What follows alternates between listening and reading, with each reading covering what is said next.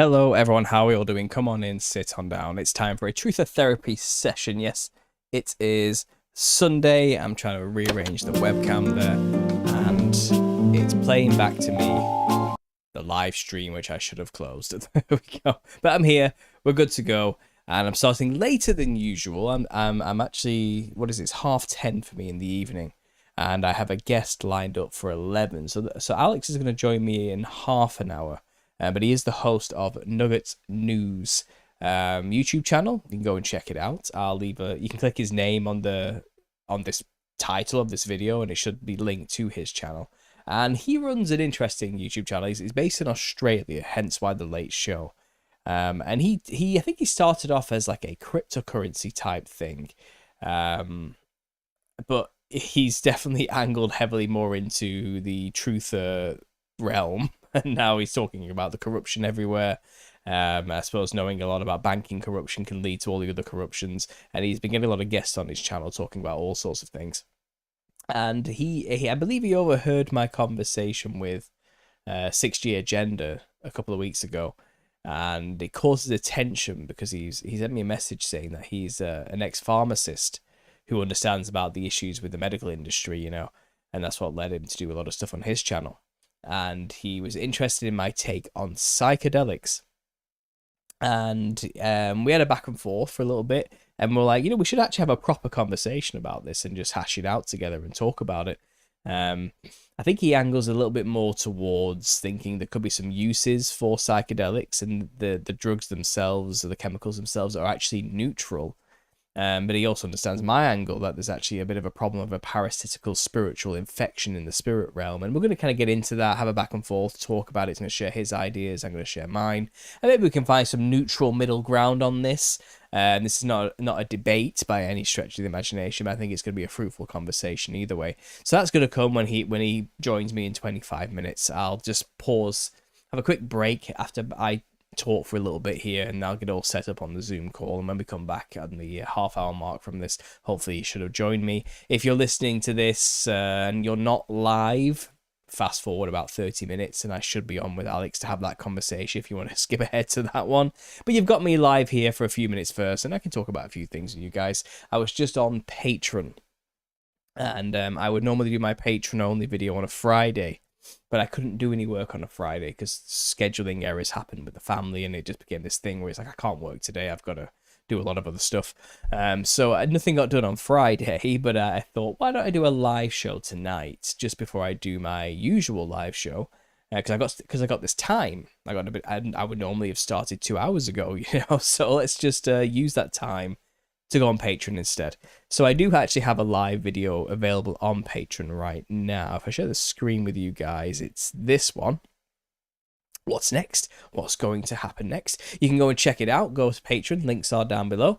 If you are a member, it's available for you now. I've just published it. It's 48 minutes of content you will not find on YouTube. And this is the best way to support me, guys. This is a consistent income. Far more consistent than YouTube ad revenue, I can tell you that right now. And this is how I can do what I do and always be here as much as possible for you guys, is through support, through Patreon. So please consider going to be a member and watch the extra content. Like I said, there's lots on there, a huge back catalogue of things you are not going to find here. So extra stuff for you guys.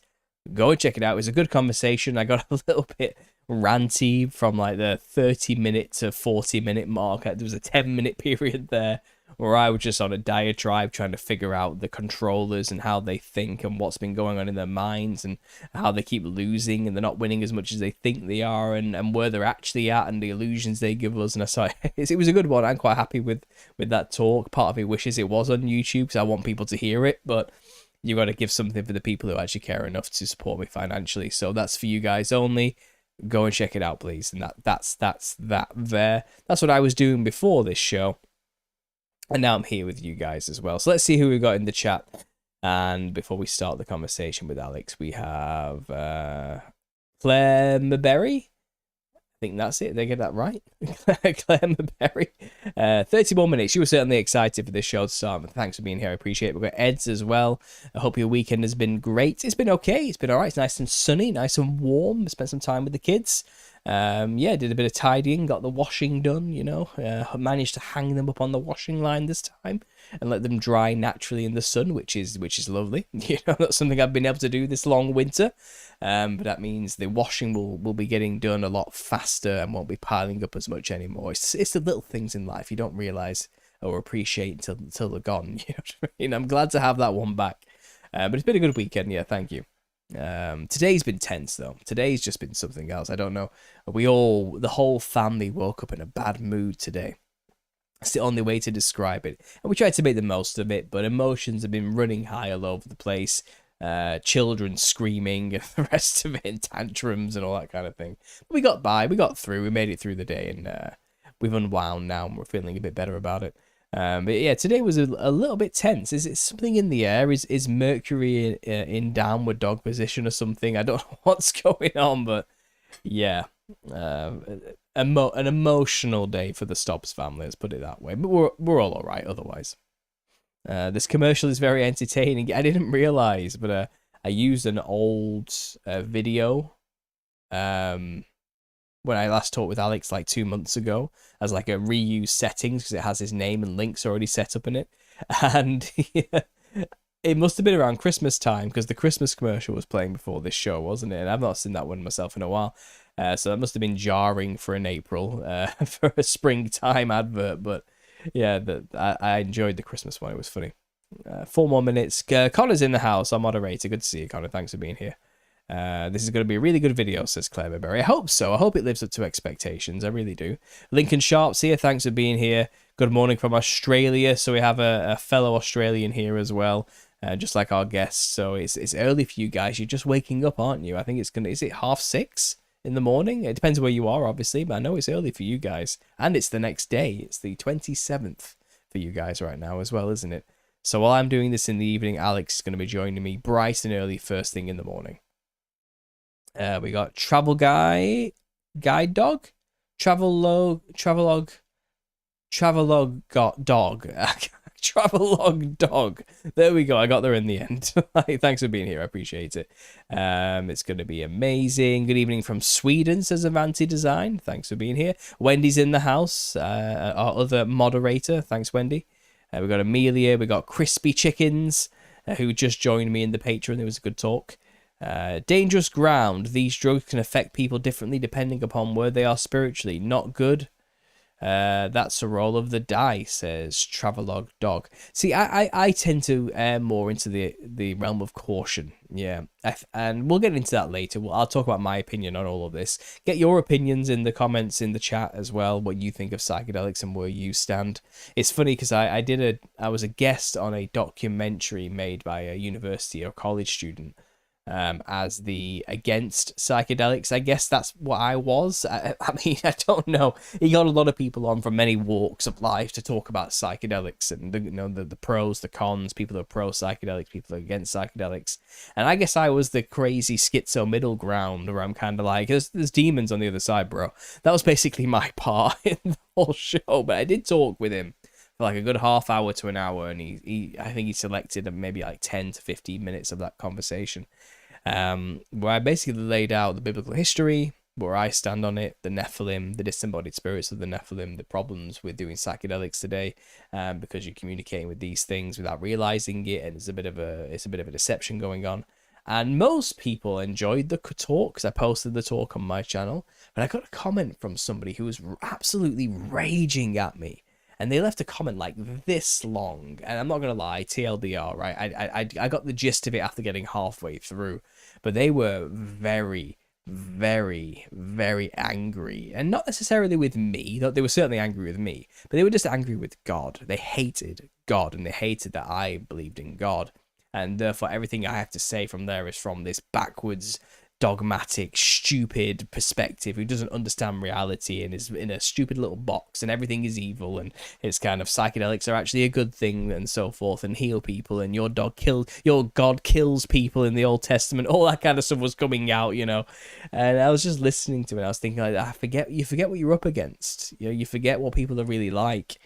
And I suppose when you attack people's sacred cows, this tends to happen, right? And I get it.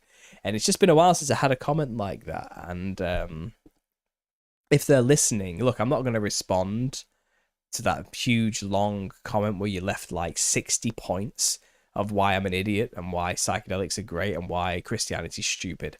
My entire channel is a testimony to why I think you're wrong. So go and listen to my videos, watch my videos. You can know where I stand. You made a lot of assumptions about me, I'll say that much, about who I am and how I was raised, and talking about pastors and preachers who rape little boys as though that has anything to do with me or my God or Jesus Christ or the rest of it, and mistaking churchianity for Christianity and all that kind of stuff was involved. And look, don't judge me off that one video where I said, just be careful, man. Psychedelics can open yourself up to bad things, and if you're not careful, you could end up being taken for a ride. I thought that was reasonable advice, but clearly reasonable advice is pure poison and a personal attack to some people. Right? So I know talking about this topic today on this channel, for example, with you know, live with somebody who is going to be more pro psychedelics and everything, I'm here to show I can have a decent conversation about this. I'm not like holistically dogmatic about creation and things that are within creation, like chemicals. You know, I understand like there may have been a place for this at some point, or there may be some benefits in certain aspects, but there are dangers which I think are not talked about today, which are left out of the conversation, unfortunately, especially within psychedelic communities. And the psychedelic communities are very defensive of this. Like they don't like people coming in like ruining their good time. Basically, it's very personally offensive to them to talk about these things and offer an alternative perspective to what they've been kind of swimming in for so long. They feel like they've unlocked the keys to the universe and have become gods. And that's literally what this person who was yelling at me would. They believed they were God collectively and the rest of it. And they were saying how I'm full of ego and all this type of nonsense. And it's kind of, look, I was you. I had that view. I believed all that kind of stuff. I know where your mind's at. I know what you're thinking. I know what perspective you have. And I know why you're thinking like that as well. And I understand it's very convincing why you're in it for that time. But there are other alternative perspectives on this you've just not considered yet, really. You may think you've considered them. I don't think you fully understand the context of the biblical perspective to understand why it is relevant yet. You think you know everything about Christianity, but you don't. And you don't know the history of how man used to see things and why we don't see things the way we used to anymore. And you find they don't know these things, because I didn't know these things when I had that perspective.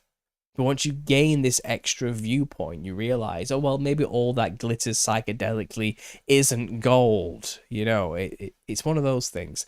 And I try to handle this delicately with kids' gloves and be nice and so forth. But that community doesn't often tend to be as wholly virtuous and egoless as they make themselves out to be. And they're not very nice to me most of the time.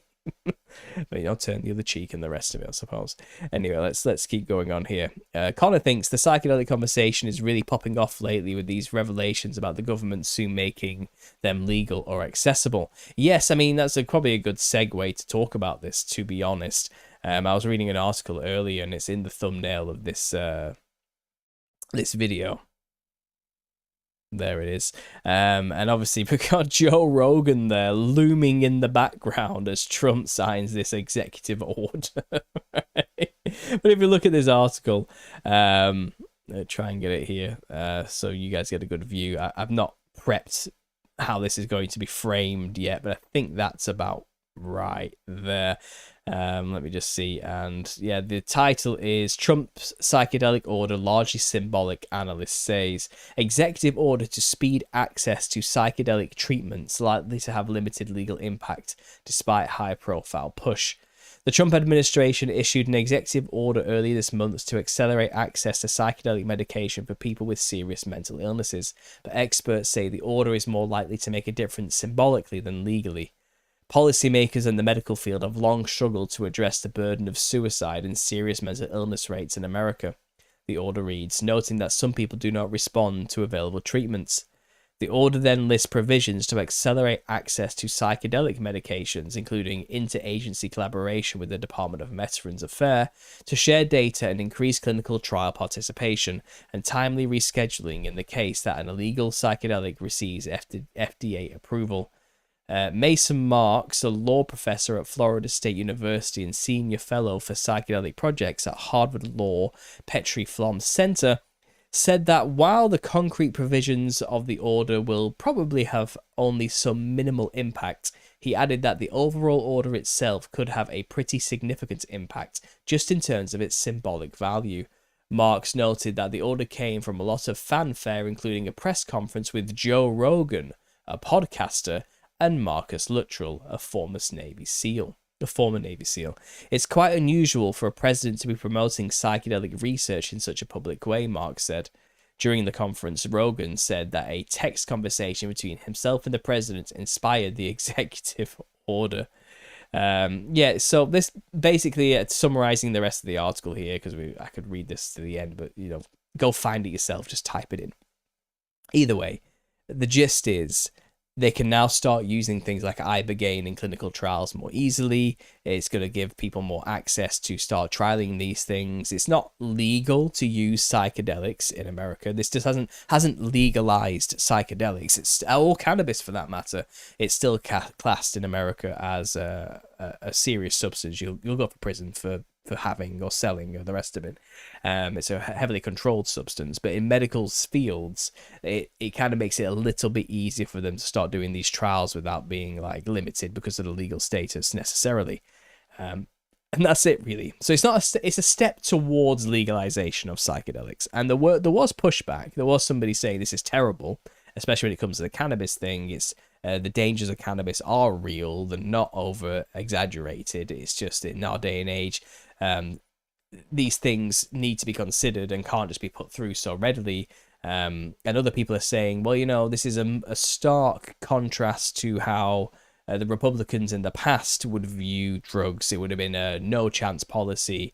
From the Reagan era, and this symbolically shows a shift in the Republican mindset on the war on drugs idea and concept, and this is going to come with changes in the future. And it's just that the fact that Joe Rogan's there looming over the president as he signs this, it's like, who's really in control here? Who moved who? It's just odd, isn't it? But I do think like Joe Rogan played no small part in popularizing psychedelic use in an entire generation, possibly myself included. I used to listen to a lot of the stuff he said about the DMT jesters and his riffing on Terence McKenna's work prior to him as well, and kind of this promotion of doing like retreats and ayahuasca and the rest of it. And when you're a university student and you aren't really saved and you're heavily into the stereotypical art student lifestyle, you listen to people like that and you do the drugs, and I wouldn't say he was my main influence, but I could see him having a huge influence on the people around me, my university peers at the time. He was a big time podcaster then, still is now, and he definitely influenced a lot of people to do psychedelics. I could see that very clearly. And it's funny because I was doing research on the I think it's the Bitwi tribe of who do ibogaine ceremonies, iboga ceremonies. Iboga ceremony in Gabon in Africa, and I was doing research for my book specifically, and there's this Bwiti house retreat in Gabon here, and I'll share it with you. So this is for the Nephilim Look Like Clowns research. And this is a tribe in Gabon who basically offer retreats for like middle class Westerners to come down to, and basically trip balls on the iboga plant. And if you look here, Joe Rogan's little stamp of approval is right there. Can you see it with his third eye open? His review is 2 out of 10, 3 out of 10. I don't really know, but it's like the fact that even this ancestor spirit worship tribe in Africa, this reverent ceremony to the gods, to the ancestors, would use the Joe Rogan seal of approval to sell the sacred ceremony to the public. You know what I mean? It just seems so out of place. Here they are dressing like bloody Nephilim clowns while they're at it, It's just Ridiculous. But they use it for treatments for depression, anxiety, PTSD, cocaine addictions, cannabis addictions, opioid addictions, traumatic brain injuries, bipolar. So ibogaine cures everything, apparently, you know. And you can go to a retreat in Africa or anywhere, really, and you can go trip balls and ibogaine, and you can be cured of all your illnesses. It's this wonder thing that promises to cure everything, you know. And there's, like I said, the Joe Rogan seal of approval at the bottom. It just made me laugh. It just made me laugh a lot. It's and now I see this guy looming over the president signing orders to step us towards legalizing psychedelics. And look, I don't know Rogan. Never met the guy. Once, I know he's heard my voice because Eddie, his friend Eddie, showed a clip of me talking about the little season to him on one of his sports podcasts or something like this. And I think Joe was very quickly like, nah, this is bullshit, bro. And that was it. That was done. Eddie didn't bother again. You know what I mean? So I know he's heard my voice, but he doesn't know me. I don't know him. But I don't know. I see stuff like this and is pushing for this. And it's like, at the very least, he's very, very under a deception here. At the very least. That's being generous, isn't it? And he's done no small part of damage to people, really, by getting them to take part in these chemicals. Because maybe, I'm going to assume ignorance before malevolence, just for, you know, to be kind. And maybe he just really genuinely believes those jesters are good entities trying to teach him something profound, maybe. But once you contextualize it with my work and my research and about what's on the other side of the veil, what they look like, they do look like jesters in their disembodied forms. You're dealing with the Nephilim here, you're dealing with demons, you're dealing with something malevolent. And there'll be consequences for getting an entire generation closer to these things and getting them communicating more, you know. There'll be consequences. Anyway, I'll be back soon, guys. I'm just going to take a quick break. I'll play a song for you while I get connected on Zoom and I send out the link to Alex, and we'll have more of a deeper conversation about this as it goes on. So I'll just play one of my songs for you right now. Let me just open up Spotify here and see what I've got. Plug the headphones in so we don't get any feedback, and I'll play for you guys. Let's do New Age hippie. Let's keep it topical, shall we? I think it might actually still be here, or it might not. I don't know. Let me just check. I might actually have it here. Enjoy this, guys. I'll be back soon.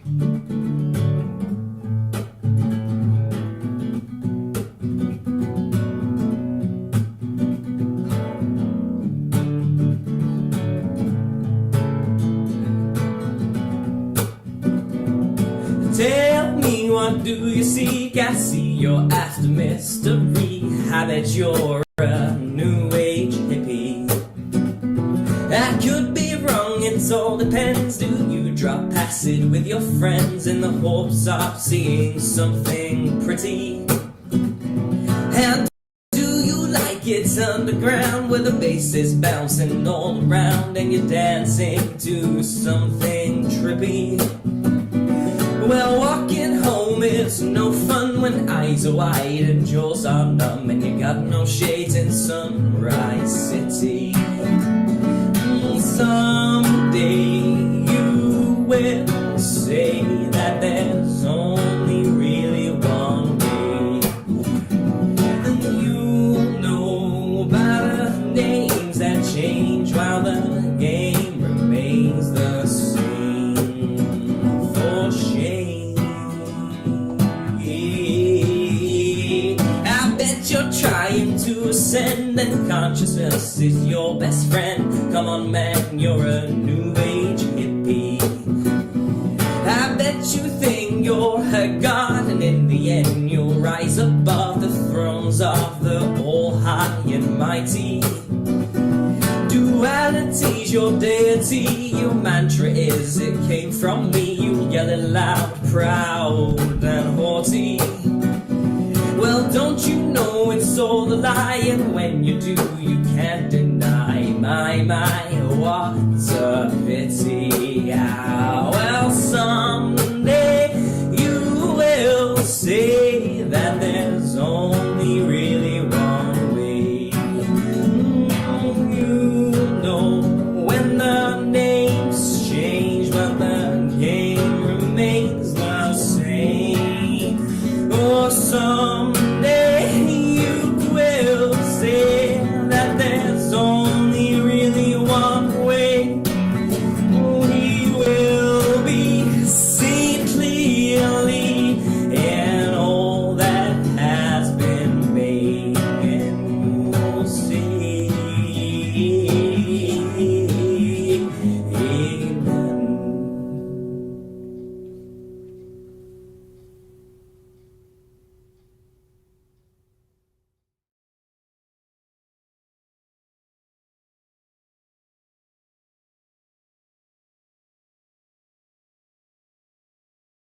Okay, guys, I'm just waiting for him to hop back in. It should be soon. He's got the link. I'm just waiting for Alex to join. I'll quickly jump back in. In the meantime, there we go. I'll get my headphones on while we're waiting. He's given me the thumbs up. He's got the link. He knows we're live. He should just be getting into Zoom very soon. I'm just gonna hook this up so I can connect it. There we are. And I've been checking out the comments, and yeah, it seems like you guys like the song. I'm happy. Record it in a professional studio. Maybe I should re-record the song. It's been a while since that was recorded. That was recorded about 6 years ago or something like that. And I'm not totally sure now. Quite a while, quite a while. I am recording a lot of new songs right now. I have a new song coming out very soon, and I've got another one that I'm kind of working on, which may come out maybe a week after that, maybe a couple of weeks if I can find the time. So I am chipping away, and I'm pumping out new music all the time, and there will be more professionally recorded in this studio stuff through this microphone, through my systems, and put through proper recording software.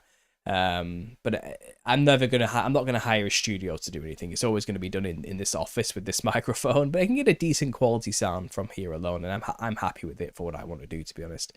Let me just check Zoom. He's joined us. Let's get Alex in on this.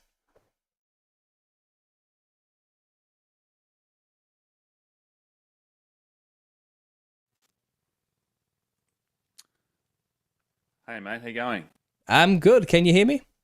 I can hear you loud and clear. Awesome. How's things? They're good, thank you. Yeah, let me just quickly turn this down on my end because you're blasting through my headphones right now because I've just plugged them in. That's fine. No, it's not your fault. I've just plugged them in. It defaults full volume, so I was like, it just got me then when you got me.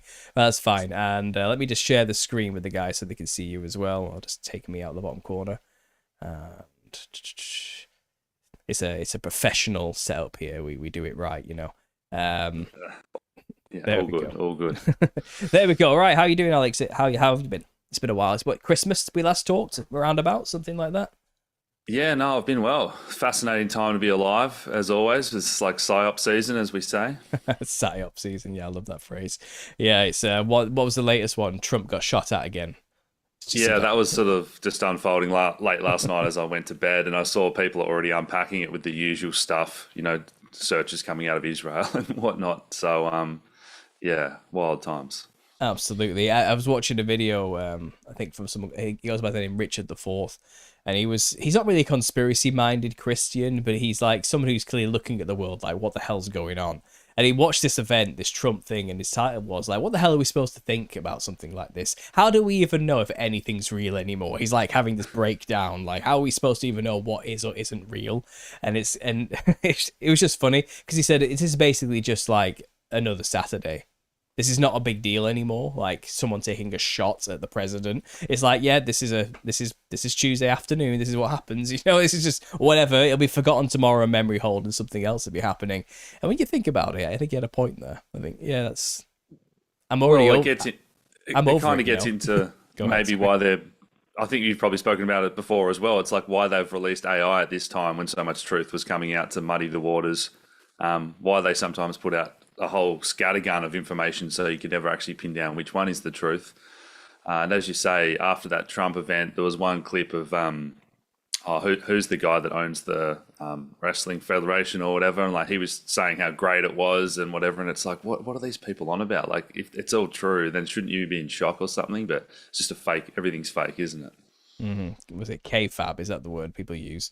So something like that to describe this like fake wrestle match type nonsense that's going on. I don't know. I saw like a lot of the mainstream truther types. They're not really truthers, but they have like the official conspiracy you're allowed to have about it. They're all on Trump's side. Oh, they're attacking Trump again or something like this. You know, third attempt on his life. The louder with Crowder types. You know what I mean? The Mark Dice types. And then I think my wife was like, "Oh, you conspiracy theorists are gonna have a field day with this one." As soon as she saw it happen, she was like, "Look, they took JD Vance out first. Why didn't they go after Trump? You know, all this type of thing." And I heard it and I was like, "I'm not even gonna go there. I'm not even gonna get into it because it's like what they want. It's like really bad truth debate from every angle, and it's like, look, we're already in this whole war with the Middle East, straight off Hormuz, scarcity of resources, oil prices going up, plastic suddenly going to be an impossible thing. Let's go invade Argentina and take their oil stuff going on, and it's like this is all just it's rage bait theater now. Just switch off. They're gonna do what they're gonna do. They're going to run some sort of energy lockdown situation. Then they're going to play some card to justify 15-minute cities and the UN 2030 sustainable agenda, whatever it's called. Again, I keep forgetting the name of that thing. So it's all just the plan, isn't it? It's the plan. It's kind of, okay, whatever. I'm over it. Let's talk to Alex about psychedelics instead, is what I thought. Sounds good. Well, well, you and Andrew were deep diving the other day, and I can't remember exactly what you said or where you got up to, but I was like, wow, that really resonates with some things I've been thinking about, which we'll get into today, I'm sure, about what is consciousness. And I'm not sure if you've come across the work of Dr. Stuart Hameroff and Roger Penrose, and they're talking about what is consciousness as well. He was an anaesthetist that kind of got obsessed with how the brain works. Dr. Jack Kruse has done some good stuff about how light might play into this as well, but I'm not sure what your thoughts are, but I definitely think the brain is more complex than just neurons doing traditional computation. Yeah.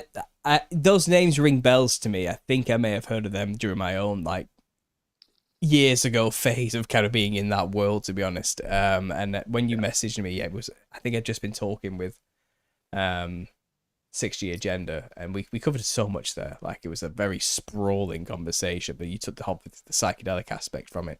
And my view on psychedelics, I'm not really against psychedelics specifically, psychedelics are evil. You know what I mean? I think, and again, we'll get into it, I think they may have had a very valid function at some point, but something's not right anymore, which is means that you kind of playing Russian roulette. That's kind of how I feel about it. If you're not careful, you'll basically get demons. That's basically what my take on the whole thing, summarizing it very quickly, which for most of the world is a schizo take that nobody wants to listen to. And to contextualize why, I just talked about it before you came on and shared the article where Trump is signing the executive order to kind of make it easier to do clinical trials with ibogaine, basically, and cannabis and other things like that, and help people get access to medicinal cannabis without as much red tape in the way. They haven't legalized psychedelics. It's only through very specific clinical trial purposes can they now use it more easily, but it's a step in the right direction to legalizing these type of things. And Joe Rogan's looming over him, of all people. It's is that why Joe Rogan was in the office the other day in that photo? That's interesting. And I'm not sure if you know, but 2 years ago, Australia legalized psilocybin, similar thing, specific clinical conditions and whatnot, but we tend to be a test bed for a lot of stuff in the New World Order. And I found it interesting that, why would Australia, that seems to be so against all this stuff? There's far more progress across Europe or even America with legalization of marijuana and stuff. Why would Australia be the first country in the world to legalize psilocybin? But anyway. That's interesting. I did not know that had happened, to be honest. And I'm guessing it was within the context of, it's to help people battle PTSD, depression, bipolar, or whatever, the long list of things that psychedelics can miraculously cure under the right settings. And look at medicinal use.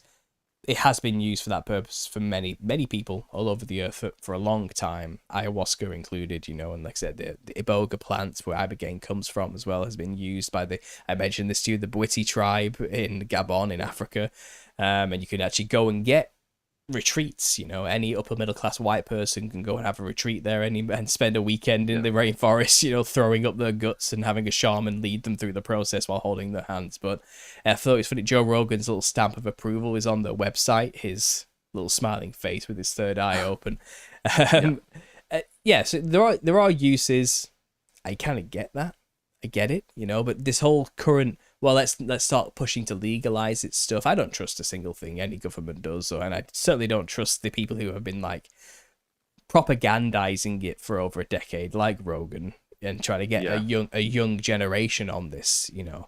I know there are agendas at play, and I just can't wholly trust why they would be doing this now. Because the shamans who use these things, they're very specific about why they're doing it. It's not just for fun. It's to get in touch with the ancestor spirits. You know what I mean? It's a tool to get in touch with spirits. But we in the West have medicalized, is that the word? We turn it to something sterile, it's a method of working through your trauma or something like this, or battling addiction and so forth. Yes. And it's that's worlds apart from how it's been used traditionally for millennia. That's not what it's been used for, you know. So I'll give it back to you. I'll give the ball. I said a lot there. Sorry, go ahead. No, it's good. There's so much I want to unpack and pick your brain on too, because of the work with Nephilim clowns. And the other thing that Big Pharma tends to do is try and isolate the active component. We saw research come out this week about how they've developed the LSD that doesn't give the trip. And this is kind of how Big Pharma like to patent certain things. And a lot of medicines do originally come from plants or whatever. And again, I think nature tends to make things in harmony with the body and all that, versus making a petrochemical in a lab. So that's one angle of it. The other stuff that I wanted to get into that you already touched on there was, well, why is it opening us up more to this spirit world? And it seems to be more recently, right? When a lot of psychonauts are saying things like, I'm getting kicked out of the DMT realm, I'm not allowed in. Is it that in the modern world we have more of those evil spirits and that kind of around us trying to parasite off us? I do like that theory a lot. And so when you're thinking about how these things were used traditionally in nature with experienced shaman doing it for the right reasons, maybe, because I do think there's a lot of truth to people that find the healing quality of these properties. And I've seen it firsthand, people that have overcome their depression or addiction or PTSD, and it's allowed them to become just better people, more empathetic. But then you obviously have that other angle that I know you talk about well, what is it that we're opening up to, and is it dangerous as well, or where is this happy medium? And I guess, how does this tie into everything for you as a Christian with the spiritual war that we find ourselves in? Yeah, well, when I was doing psychedelics, I wasn't a Christian. You know, I was very much in that alchemical, Gnostic, Taoist, Eastern philosophical, we are all God collectively, we are all one consciousness type of mindset. And I was very much a student of like Terence McKenna and Alan Watts at the time, you know, and they're very much into that world, which a lot of people were at that time, over a decade and a half ago. That's what everyone was doing, and we're all listening to Joe Rogan while we're at it, you know. And he was popularizing the use of the most powerful versions of these psychedelics. But no, Terence McKenna, prior to him, if you listen to his works, he ended up stopping doing it towards the end of his life after he got a brain tumor, because he realized, well, there's only so much he can really show you. That doing it repeatedly is pointless, is kind of what he realized. Like, it's, you take the lesson, you move on and live your life. But I feel like this, I felt like a lot of the new psychedelics, the new wave, I don't know, it's kind of a term for those, I don't know what to call them exactly, you know, but the nouveau psychonauts, they were kind of in it for the constant experience all the time, and I don't think they were looking for the wisdom that was within it. And I think the wisdom it showed from my own experiences, because my friends were listening to Rogan podcasts, tripping and doing these things. I was isolated in my room, really focusing, making journals and trying to find the essence of the experience. You know, I was taking it seriously. It wasn't for fun for me. It was more for, I'm looking for the truth and I need to know what's going on, and there's something here. Let's see what I can find. And at the end of it, all I really, really, really realized when I got through all the crap was, this is a creation and I didn't make it. That's kind of what I realized in the end. When you get through it all, you know, it's kind of like, I can see the code, I can see the patterns and everything, I can see the geometry, I can see the math, I can look at a tree and I can see the structure, I can see where it fits into the wider creation, I can see the air, I can see how air is a thing and how clouds, everything moves within it, and I am a thing within something that I didn't make, you know, and I basically found God at the bottom of it, but I didn't understand God. I was still under this illusion that, well, maybe I'm God, or we're all God collectively, or it's all consciousness and it's all the projection, and we're all pretending we're not God because we forgot what it's like to be God, so we can feel like what it's like to be human, and you get through these, you fall into these rabbit holes and these rationalizations, and it took me having those experiences and kind of, once you get to that essence of the experience, okay, there is a spiritual dimension that I've seen it. It's self-evident. There is a code to creation, and there's a consciousness that must have made this, and I don't understand it from my perspective. I am limited in my capacity to understand it. So then you have to then go and look at, well, what have people said about a creator God that's separate from us? And you go through them all, and I got to Christianity, and it started to click into place for me. So that I'm not saying psychedelics helped me find God, they didn't, but it was certainly like the wisdom it can teach you is that this is a creation and there is a spiritual dimension. It takes you out of materialism, which is useful. There's a use in that because it makes you then live life in a very different way you would have done prior to doing the psychedelics, with that cautiousness that you of the things unseen. You know, the things that are going on that are not normally seen are happening, and you know they're happening now.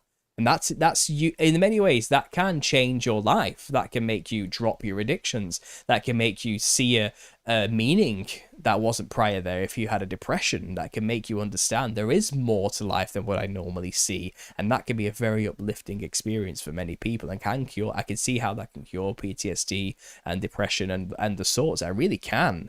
But then there's this other aspect which you start to realize, which the Christian perspective really starts to show to you. And it's that there's a problem here. There's a reason why we don't always see this all the time, perhaps anymore. And perhaps maybe we did at one point. And you're from Australia, so you must be familiar with a lot of the Aboriginal thought processes of the spiritual realm. And they have the dream time, the concept of like the dreaming. It's a very unique way of viewing spiritual nature of reality. Actually, the Aboriginals do have their own kind of flavor of it, but they talk of a time, a very long time ago. They don't have a specific date necessarily, but the spirit realm and the physical realm was just one happening. There wasn't like a distinction.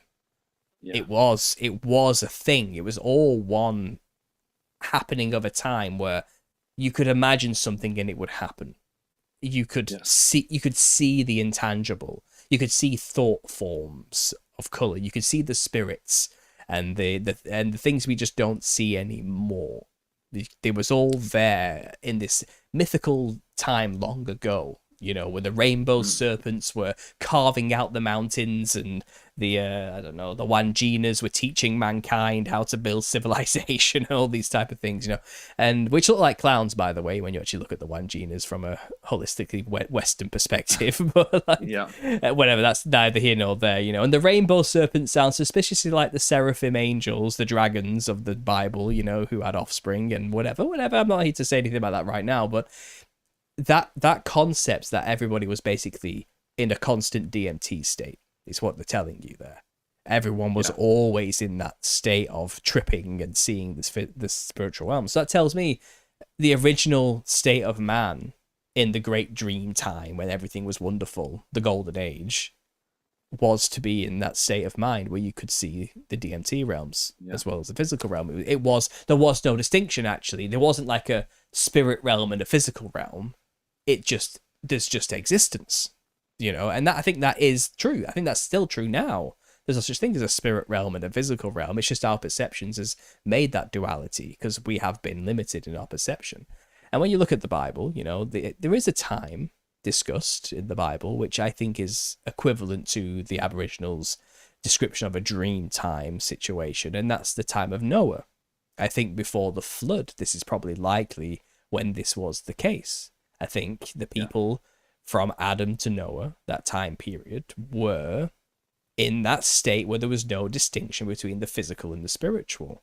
I think it was all one thing. I think that's why the angels could so easily interact with the humans at the time, and why we don't see it so much today. You know, I think there was that barrier didn't exist, you know, and people were freely communing with the spirits or the gods, and the gods were openly visually seen strutting around and doing their thing, you know, and sitting in golden thrones. If you look at like the Mexican mythos, you know, and talking about all sorts of creatures there, and Quetzalcoatl and all these other things. I think people did see dragons in the sky and rainbow serpents, and I think it was a crazy time, visually speaking, psychedelically speaking. It's like you're in the DMT realm all the time, but you also lived and you were alive in it, and it wasn't overwhelming or new or weird. It was just, this is just how it is. But then if you read the Bible, it says, after the flood, God put a rainbow in the sky as a sign to Noah that I won't flood the earth ever again. But it's written as though like rainbows didn't exist until this point. So what do you mean? Like, why now would look at this thing I've created, a rainbow.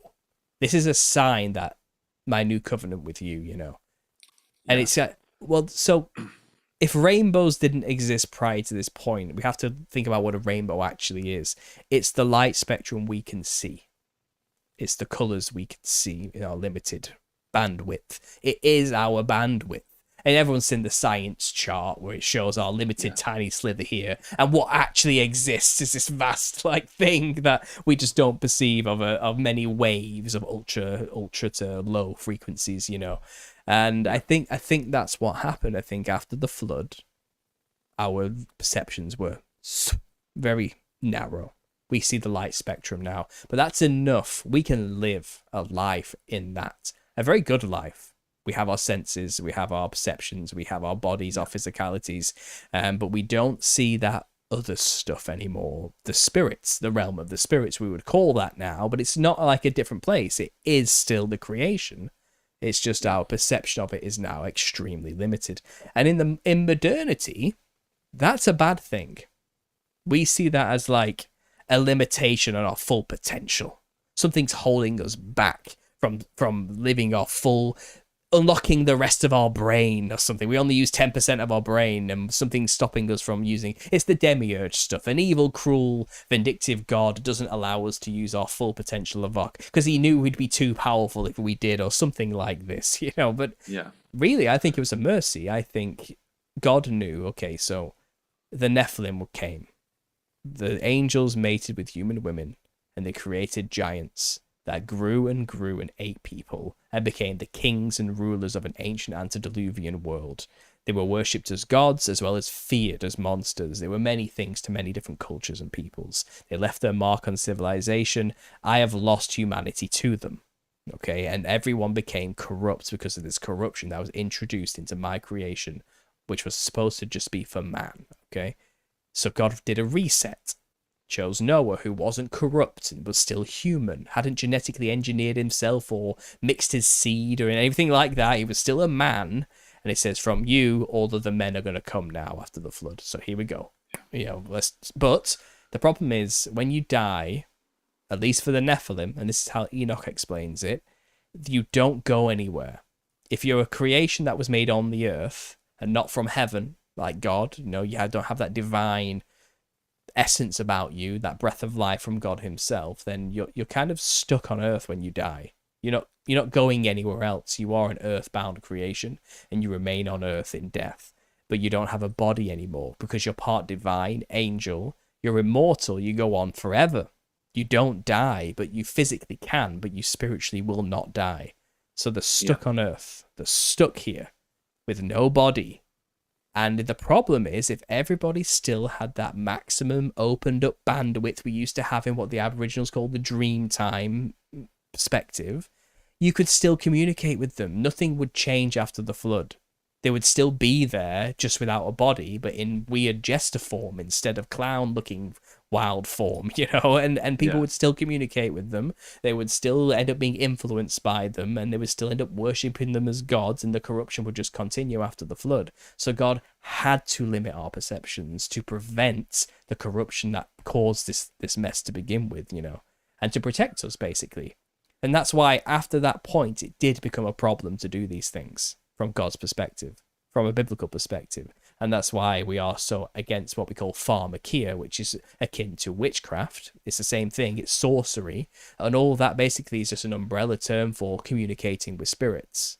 That's all it is. That's all that means. Any of that means. And pharmakia is a means to communicate with spirits, which is anathema. It's wrong. It's taboo. It's not supposed to be done anymore because it leads to nowhere good. Now, that isn't to say the spirit realm is bad, as we call it today, the spirit realm, which I said is not really what it is. It's still the earth, you know. And it isn't to say that the chemicals that can unlock these things, which we do have natural receptors for built into us, are bad either. It's that it's now infested with parasites that want to kill you. So doing these things is taking you to a war zone, because these are our eternal enemies. They work with fallen angels to basically enslave us and use us as a food source, energetically speaking. And they are looking for a way to get back here physically too. And they're using and abusing and possessing people to get into bodies, to taste and feel and smell things like they used to. And we're in this perpetual battle with this parasitical consciousness that lives on Earth with us, that wants our bodies. If you just take these drugs, you're giving it to them on a silver platter. There's a reason why it's dangerous now. And that isn't to say every time you do DMT, you're going to get demons. You're not necessarily. And that is to say God can't protect you, or there can't be some kind of divine protection from good angels. If people talk about that, a hedge of protection and the rest of it, and you can pray for these things. But it's kind of, you're going into no man's land without a weapon or armor. You're wandering around in the middle of a war zone with no means to protect yourself, and not really. If you haven't got if you don't even know anything I've just said there, and you're just taking these drugs in your bedroom thinking it'll be a good time, you're cannon fodder. The first thing that comes up to you and starts talking to you, you're going to think it's a god who's your friend. And it's kind of, there's nothing on the other side that really is good for you. I don't think angels are just wandering around in the spirit realm waiting for humans to talk to them. I don't think there's anything good on the earth in that higher realm of perception that we're aware of. Angels are in the heavenlies.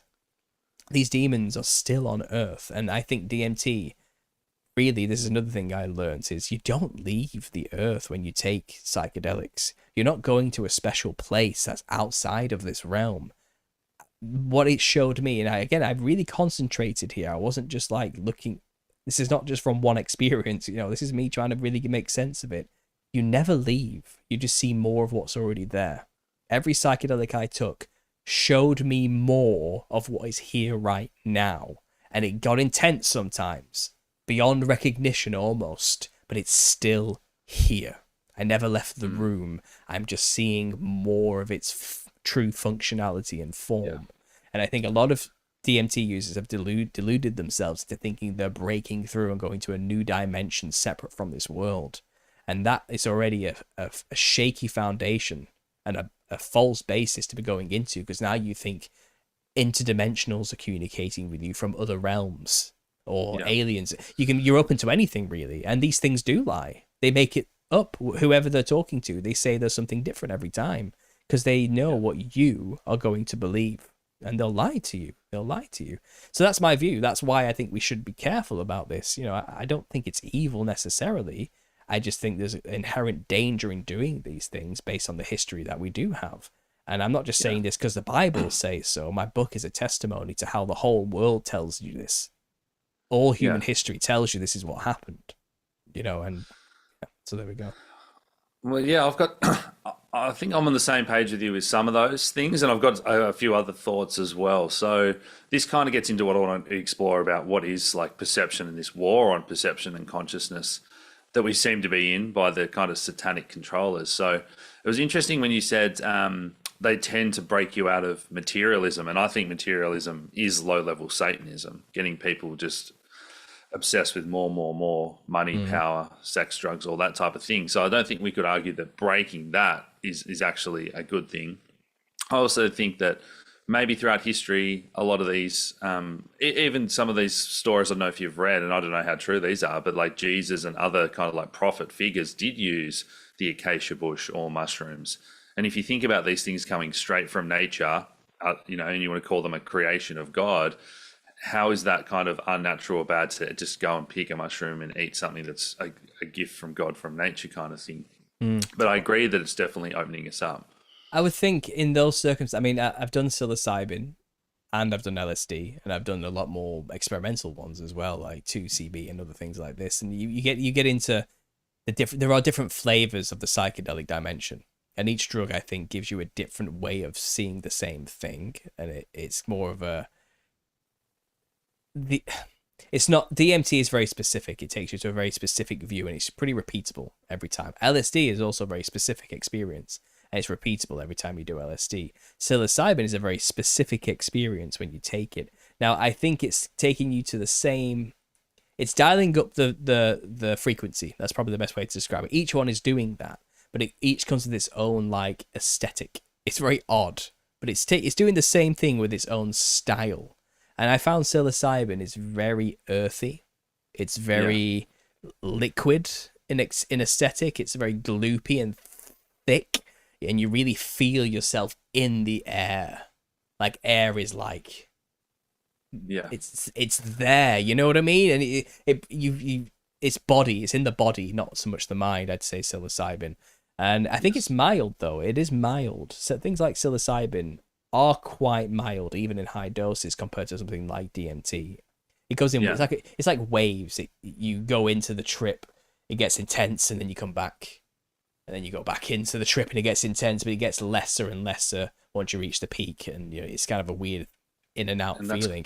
And it wouldn't surprise me if, like I said, prophets did use these things to try and hear God more clearly in some way. And I'm not here to say whether what they did was bad or wrong, or God knew what they were doing, or ordained in some way. I'm not totally sure, to be honest. But I think with drugs like ayahuasca, which are very strange drugs, because it feels like that knowledge was given to the people rather than something they naturally discovered, because you have to use a very specific root, don't you? With a very specific vine. It's the B. capensis, is that what it's called? I can't remember. And then there's various other root things they could use that have DMT in it.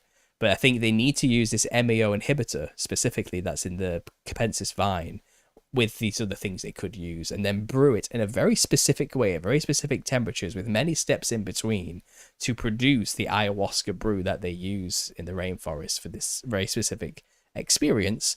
And they think the vine is what they're communicating with. They're communicating with the spirit of the vine, and if you translate it, a lot of it's to do with the spirits of the dead as well, and it gets very confusing with the language. But how did they know? And they said, oh, well, the plants told us. It's like, okay. Some of them say King Solomon showed us how to do it. They actually say this, like, we were taught by a traveling king who came from somewhere else called Solomon, and he taught us how to do this. Like, he had this knowledge of how to create this thing. Now, did he get that from God, Solomon, if that's true, or did he get that from the demons he was playing with his magical rings, summoning them, to build his temple?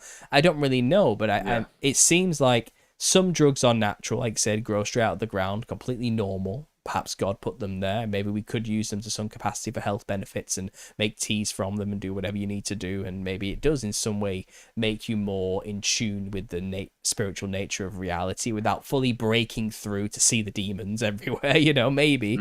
But things like ayahuasca, which, again, the knowledge to make this stuff, and which we have synthesized into dimethyltryptamine crystallized form since, and made these synthetic versions of, well, we shouldn't really know how to do that.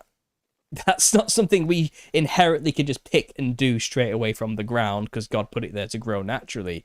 It's a process we had to go through where we specifically boiled and alchemically transformed things into something completely unnatural, which is ayahuasca brew. Ayahuasca brew is not naturally formed in nature. It's created by taking the plant that contains DMT and then mixing it with an MAO inhibitor, which causes us to trip for like 10 hours. And it wouldn't work without the MAO. Your body would break it down too fast without the MAO inhibitor. So I think we only discovered that science in the 50s about MAO inhibitors. Western medicine only discovered it in about the 1950s. How did they know to do this for hundreds of years?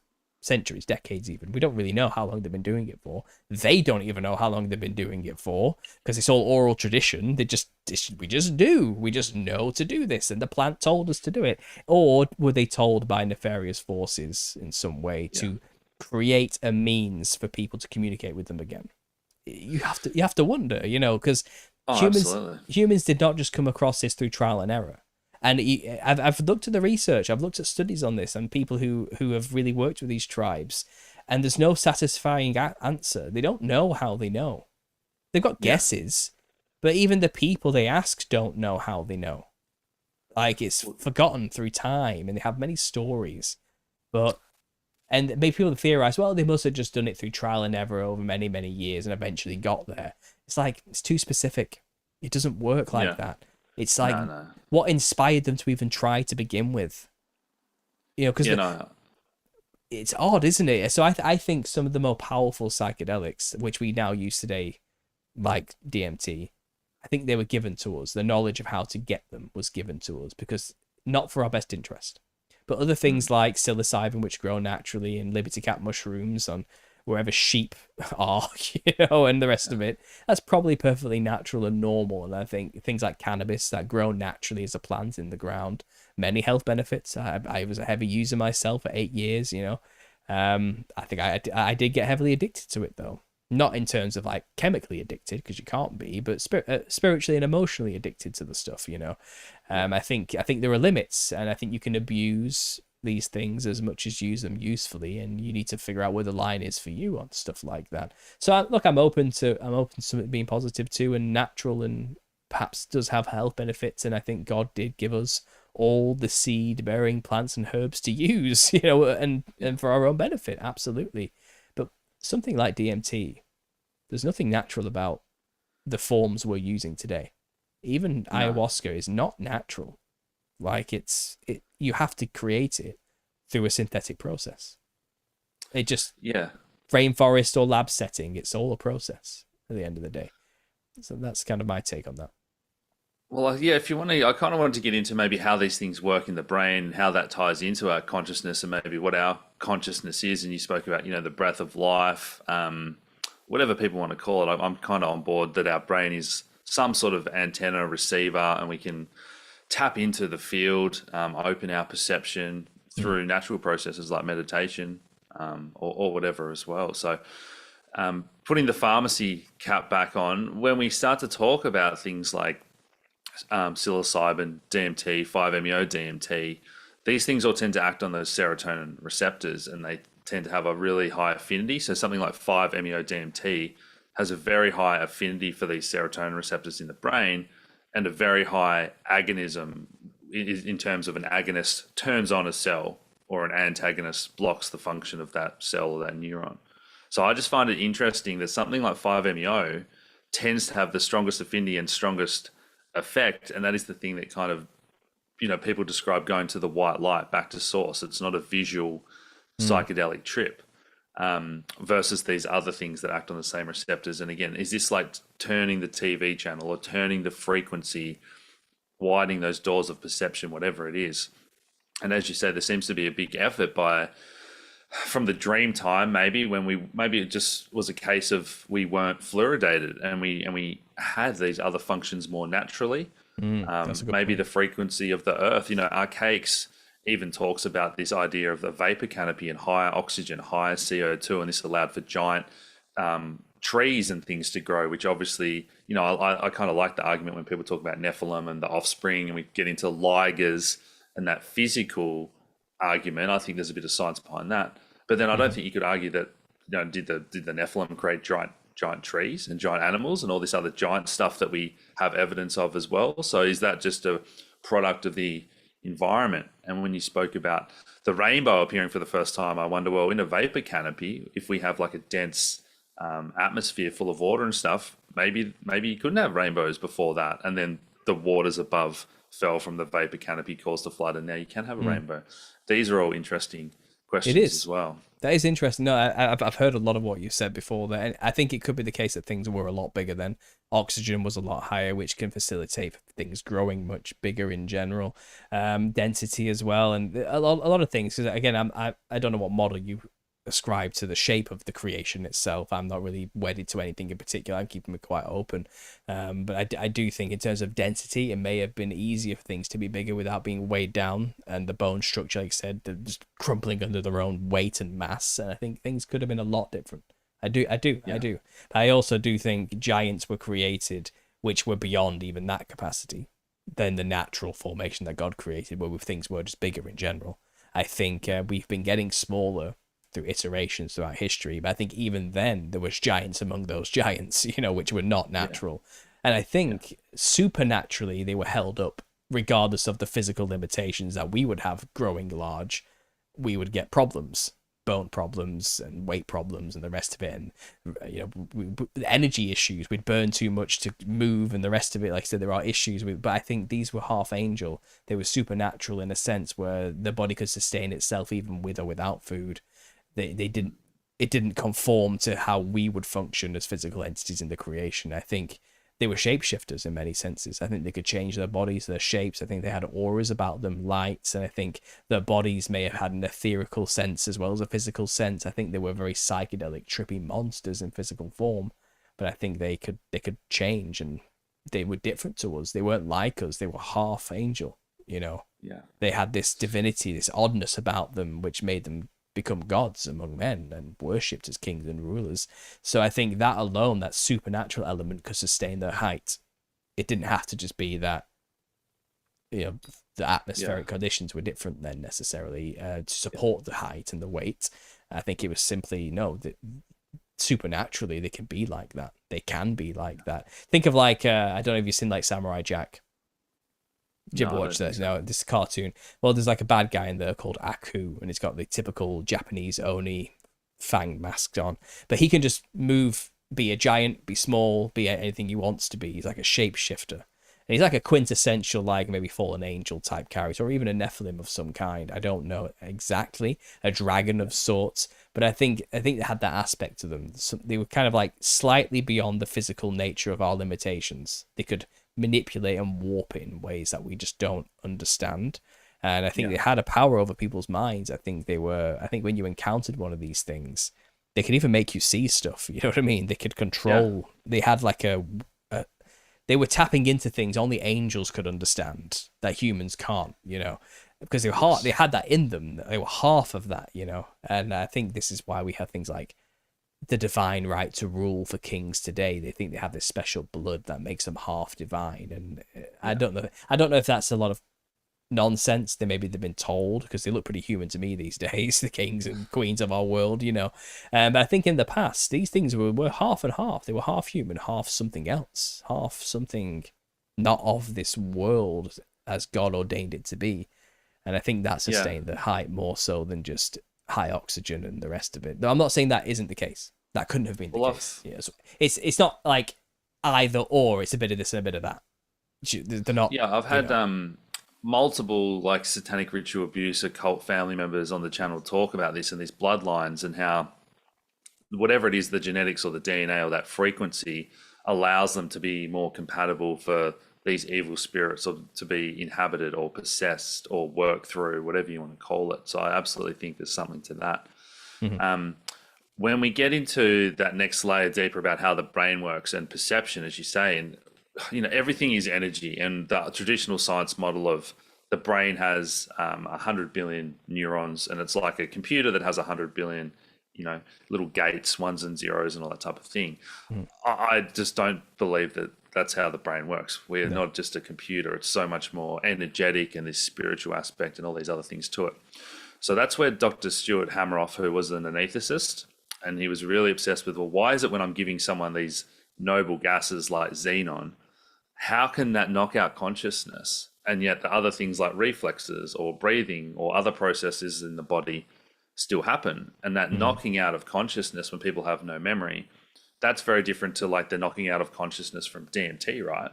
Where you're kind of gone and you don't even have those reflexes and stuff, but you have this very vivid experience, and you can see colors without eyes being open. So those guys did some fantastic work, and they took it a layer deeper, saying, well, it's not just the neurons, and it's not just these chemicals on receptors like I spoke about before. They believe that it goes a layer deeper into what's in the cell.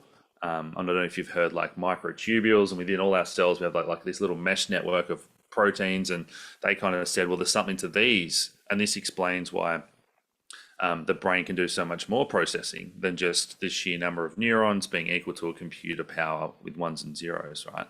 And so that gives you orders of magnitude more processing power than just the number of neurons is doing this. It's all these little vibrations and microtubules and like a wave going through a brain and then collapsing down into a thing, just like with physics, you know, we talk about wave particle duality and how things can be in two states and then collapse into one once observed. And so, yeah, they did some fascinating research and theories into all that.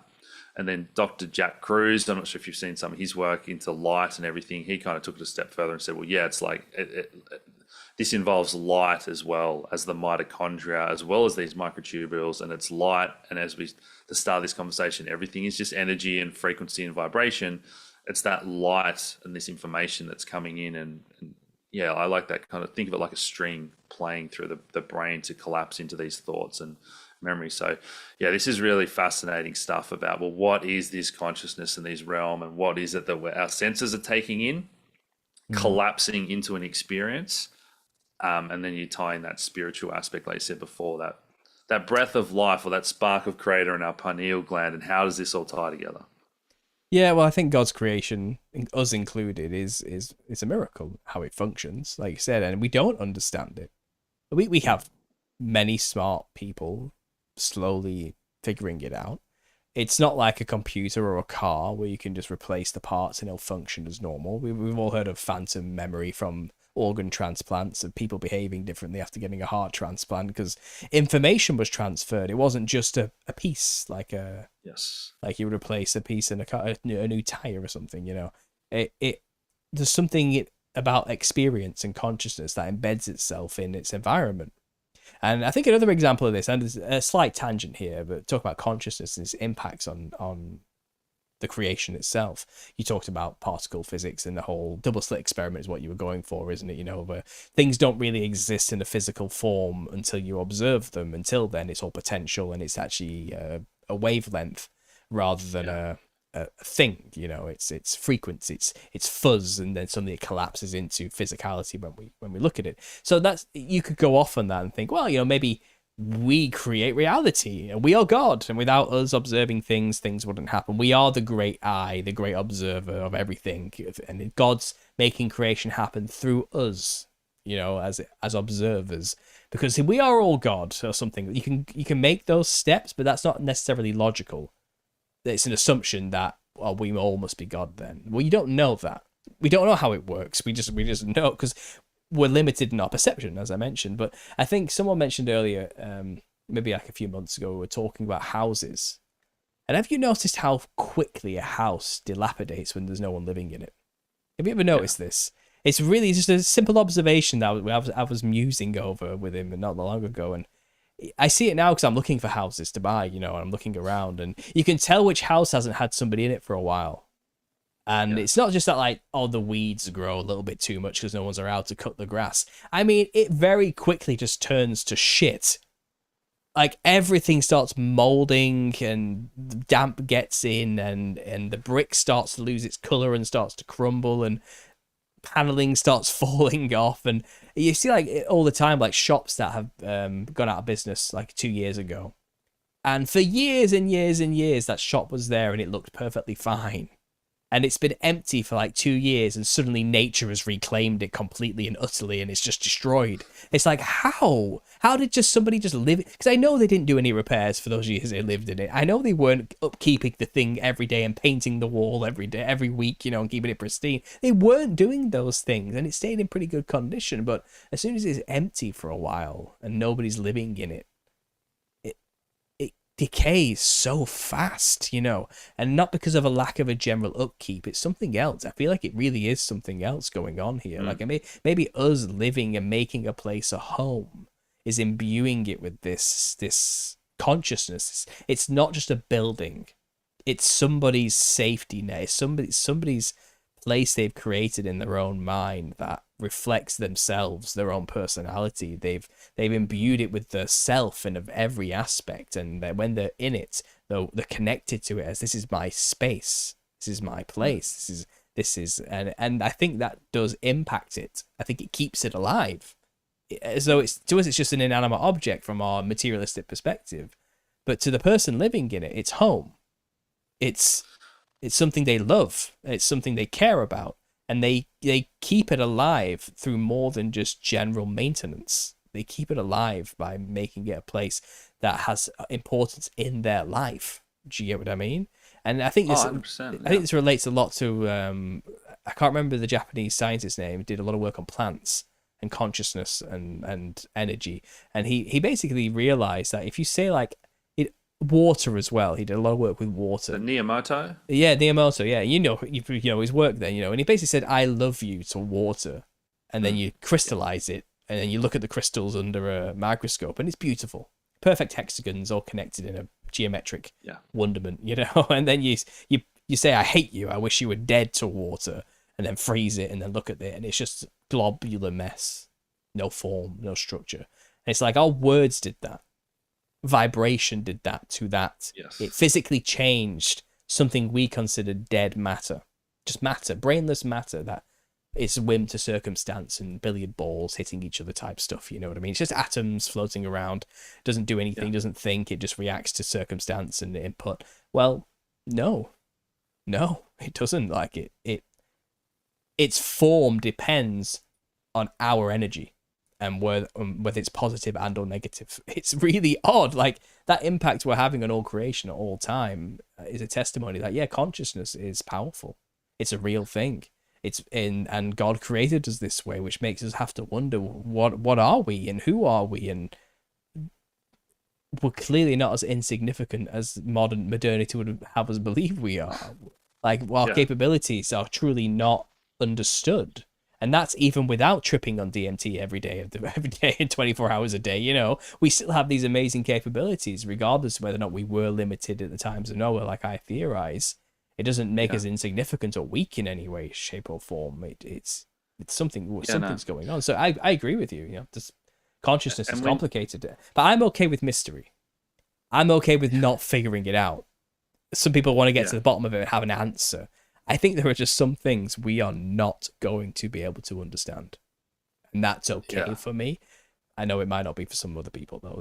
That's my take. Again, ball back to you. Let's give it back. No, that was good. Particularly when the house decapitating, breaking down, whatever. If you extend that out to kind of like the earth, and then we get into the old world, and you mentioned the shape of these water crystals that freeze, and I just had Michelle Gibson on the other day talking about Tartaria in Australia and some of the star forts. There's a star fort down in Tasmania where I live, right? And just it gets into the Earth's energy grid and the pyramids and ley lines and all these natural frequencies, the bells, versus, again, this attempt by the satanic cabal to change the frequency of music, genetically modifying food. I don't think that's just a physical thing. Again, I think we are changing the energetic structure, or we are tampering with nature and trying to play God, and all these things that are just getting away from what's natural. And that's something I find myself talking about more and more, like natural law, and just getting back to living in touch with the harmony and sunlight and the food, the structured water, all the waterways, the fountains maybe of the old world, and structuring that water through natural creeks and that, versus now they go through right angles in copper or lead pipes or whatever, and it's fluoridated, and all these things that change. Again, it's not just the physical water, it's like you spoke about, it's that structure, and we are just all energy. The old world structures, when you look at them, are geometrically perfect. They are formed with geometry in mind, and they want to display the geometry because they understand that energy flows through this geometry, and I think can be changed by which way it flows. And if you can dictate and control the way energy flows through architecture, then you can create a mood or a feeling or a healing frequency even through specific architecture. And if you look at the architecture of the old world, especially something like a cathedral, the way it got described by a biocharisma who's been on my channel a few times, Chris Topher. I don't know if you've talked to Topher before. You probably get on with him. You should probably get in touch with him. I'll hook you guys up. He's in like the Owen Benjamin crew. He's got his own following. He makes biochar, which is basically pure carbon, which is used to make fertile ground much better. He builds domes for a living using geometry. I have heard of him before. Yeah. He's a good friend. I've had him on a few times, and he talks about like the structures, and I can't remember the exact phrase he uses, but he has a much poignant way of saying it than me. But it's basically, these buildings are sound made physical. They are literally physical frequencies turned to stone. That's what it's kind of what it's like. You know, it's like they were spoken into existence and then frozen in time. You know what I mean? Sound frozen in time. That's probably a good way to describe it. Something like that. And that makes sense when you look at them and you look at the way they're kind of structured and oscillated. And we just don't build like that anymore. We build straight lines and cubes in a utilitarian sense, for functionality and purpose for the things we think are important today. But they didn't build like that back then. They built for a different reason, and they built with detail and aesthetics very, very much in mind. They built structures and forms which had a purpose that we don't really understand. Because we look at it like some of these old buildings, like, why would you bother building like that now? It just costs too much money and takes too much time and too much manpower. They didn't think like that. They were like, you have to build it like this or it won't work. It wasn't about aesthetics, it was about function. I believe that's truly how we should view this, the old world stuff, you know, the old architecture. And if we could just recapture that and bring it back and start using it again, who knows what world we could create. And again, the way water would flow through these things and what that would do to it. And the mind boggles trying to think about it, but these people did think about it. And, you know, I've got many theories about what was going on there, but yeah, again, like you say, when we see the sand snapping into those beautiful patterns on the speaker, and then you see those cathedrals dug out of stone or into a cliff, it makes you wonder, well, what technology were they using? Was it kind of snapping it into shape, or was it some sort of like laser that cut all of this? Or yeah, again, maybe we'll never know, but they clearly had something all the way through to the pyramids that we can't explain in these 100-ton blocks. How did they move them? Where did they get these granite quarry for hundreds of kilometers away? The canals across America is an interesting one. Again, Michelle Gibson, some of the research she's done into that. These canals that they built that are hundreds of kilometers long, and the official time frame in the history and all these locks in between, none of it makes sense of how they could possibly do this without really advanced technology. I think it was a case of like the dreaming situation again. I think no thought they had could not manifest into physical reality. And I think in many ways, look, I don't know this. I'm wildly speculating here, but they could have just sung them into existence. And what they sing creates forms, structures, which become solid. I think that can happen. You know, I think we just don't really understand what it was once like on Earth. I don't think we can grasp it. And I think the problem is the people who lived during that time who could have documented it for us didn't think it was anything worth documenting because it just was the norm. They didn't have to express. I don't think they could imagine a time where people couldn't have done such a thing. Do you get what I mean? I don't think anyone thought we better document specifically how we create these things, or someone might forget in the future. They were like, how can you not know how to do this? We're built to do this. This is what we are. This is who we are. This is how all things are done, or always have been and always will be from their perspective. So I think that's why we have this like darkness today where we can't figure out how they did it, and they didn't tell us how they did it. Like the pyramids, no, it doesn't say anywhere how they were built. Like we've made assumptions, we've made some stuff up, but even the Egyptians don't know where they came from. It's like, oh, they were just here. Like they were just on that singing. Let's unpack that a bit more. So again, with the way the brain works, singing is the most powerful method of communicating. And you know, if I tell you, 4 paragraphs to remember by speaking it to you, you're going to be able to remember if I sing 4 paragraphs of a song. People can recall song. It's a lot more powerful the way it's stored in the brain. And then we get into like language and then written language and all these different languages. Is that another divide and conquer mechanism versus, again, that old world that was quite different? Was it far more telepathy, and that made everyone more honest, right? If you can sort of tap into each other's thoughts and authentically what people are really thinking. And then you get into song and these other things that seem to be really deeply hardwired into our brain. Versus written language and things that are all being tweaked, the Bible, how that's been corrupted and rewritten with passages, and you can't.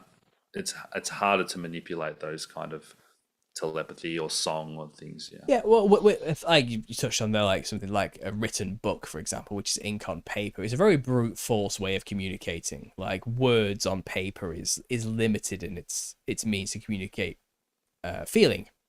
It is. Poetry has a good way, is a good attempt, don't get me wrong. Lyrical things, rhymes and stuff, sure, but that's a two-dimensional facsimile of the real thing it's trying to convey. The words on paper are conveying a song, a sound in real life. It's like when you look at staves on a musical sheet music, and you see, you've got these dots on lines, and that's a good 2D representation, but it's representing something that's far more advanced than the image on paper.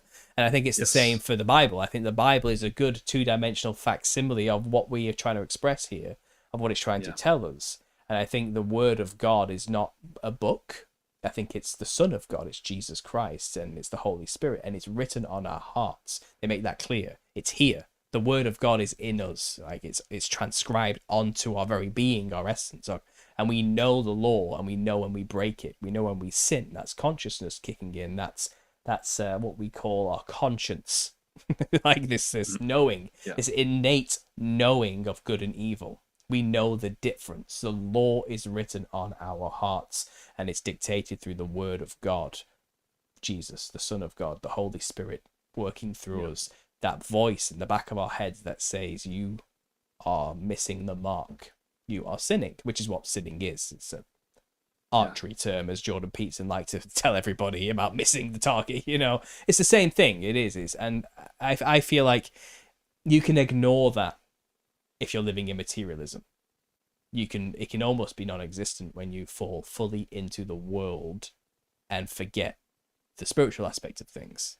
And I think people who have seared their hearts shut are people who have really just given into the flesh and to the physical realm and think in terms of ones and zeros and input output and don't really have much of a spiritual aspect to them. And I feel like once you get that calling, or God calls you back to him, you start hearing his voice again. It's like a pulling towards thinking bigger than there's got to be more to life than hamburgers and TV, right? That type of thing. Like, people start having those questions. Eventually they start to hear the voice of God, and it's not like voices talking to you into your skull. It's the word of God coming manifest within you, the temple of God, the body as it is, and you start to hear the law, you feel the law of God working through you, and you start to feel conviction. You start to feel like when you're out of line with his plan for you. And I think that's truly when you start to get that relationship, people call it, with God kicking in. And I think the Bible is trying to explain that to you. I think that's really what the book is all about. It's kind of like, look, the word of God was with God in the beginning. Okay? And it was Jesus Christ. It's there. That's what it's telling you. It's through what he did and having a relationship with him. And you can have that relationship directly with this spiritual force, which is called Jesus, to us in English. Yeah. It's got many names, and also the Holy Spirit as well, which is like this guiding principle of the law of God written within us. And I think that's consciousness. I think that is true consciousness. And I think until you get filled with the Holy Spirit, the Bible refers to you as dead. You are dead in the flesh. You are not alive until you have that relationship with God. You are filled with the Holy Spirit. You're born again. And I think that language is important, because I think people who are fully in materialism and disconnected from God and the word of God and that knowledge, that conscience, are dead, spiritually speaking. They don't have it. They don't have a conscience. And this is why we have the problem of pure evil in the world as well, when you really get down to it. People who tend to be pure evil are fully given themselves over to their flesh, to the physical reality, and they seek power over others.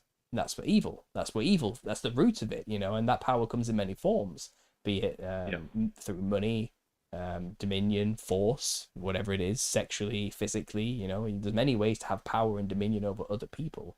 But if you're thinking that way, then you are fully in the flesh. Like, you're not thinking spiritually speaking, because you're not aware of the consequences of such things. And I don't think you can be like that to your fellow man if you don't see the spiritual aspect of reality. I think if you do see it, it's very difficult to then be truly evil, because you'll have a conscience. The Holy Spirit will make you clear to you, this is wrong.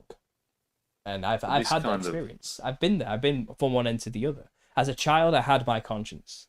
I think children are naturally imbued with that. I fell away as I went into adolescence and became a teenager. And I was on my own. And I think back to who I was then, and I can't remember it, because it's a haze, really, because I wasn't there, really. You know what I mean? I was in, like, I call it a haze. Yeah. I call it like a haze. It really is like a haze.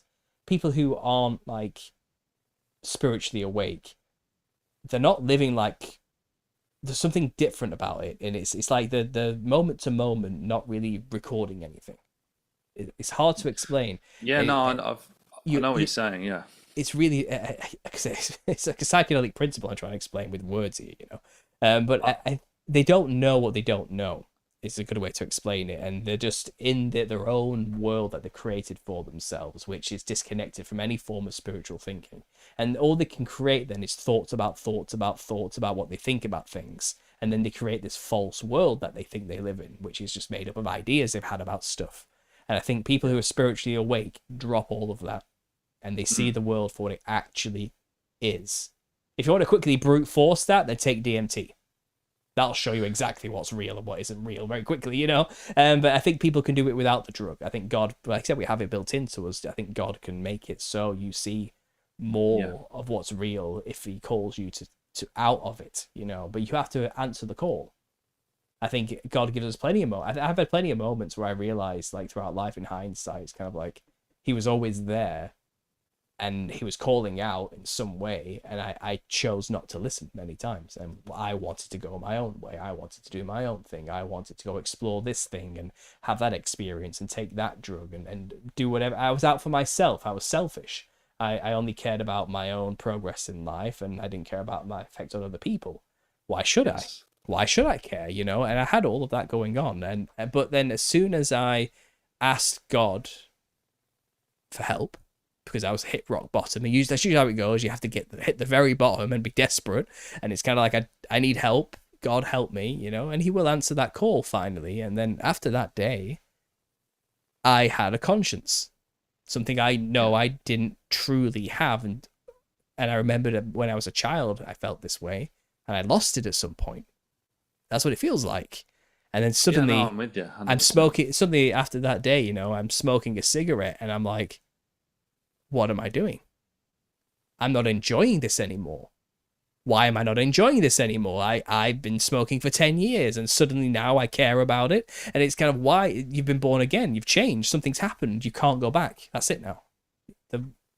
It's kind it's amazing. It's amazing transformative experience. And I think the Christian understanding, the Christian message encapsulates it perfectly, poetically and literally throughout the Word of God, which is in both the book and this experience we have, which is having the word written on your heart. And like I said, the words in a book are just like an echo of the experience, you know. And the book's trying to tell you this experience through brute force, basic mouth noise language on ink on paper, and it falls short of the true experience of being filled with the Holy Spirit and having that transformative experience, which I've tried to convey to many people. And it's like trying to explain a DMT trip to somebody. Well, you understand it. So, it's hard. I don't know. I've got some kind of thoughts on this and how it all ties together as well. Because again, my life has been full of duality, as you say, and I completely agree about when you get your consciousness back, and I call it reconnecting to source or within or whatnot. But in this material realm, I kind of have this theory that serotonin and the dopamine are kind of like a yin and a yang, and all the serotonin is about connection and being in touch with nature and yourself and love. And this is the thing that a lot of the psychedelics hit on these receptors as well.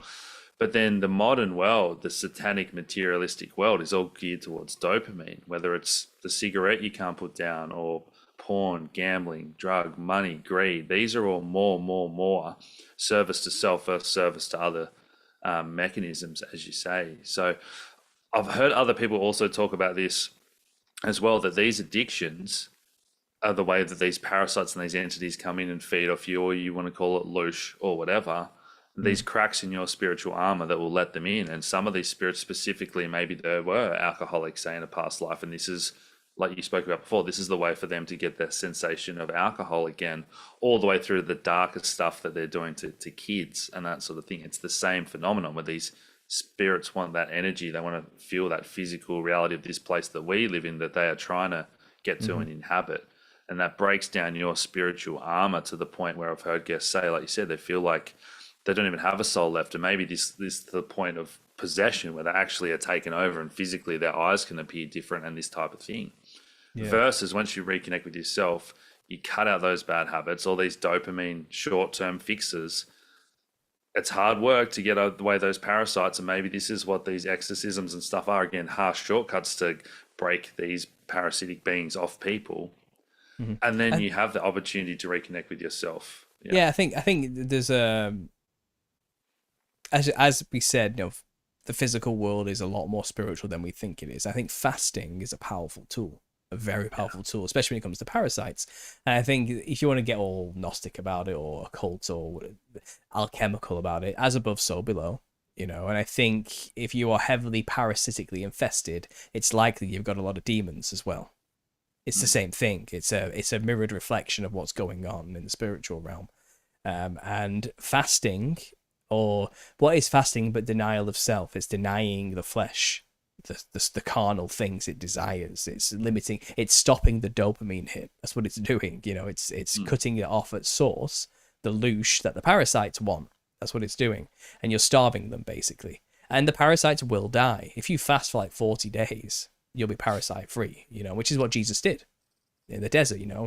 That's when the devil came to him and offered him the whole world, and you just bow down and worship me and you'll have everything. It's like, nah, bro, it's fine. These are not yours to give, is what he said, basically.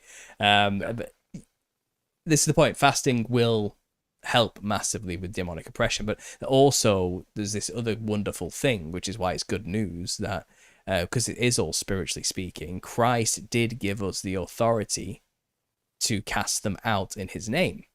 And this is where the aspect of, look, we live in a supernatural world.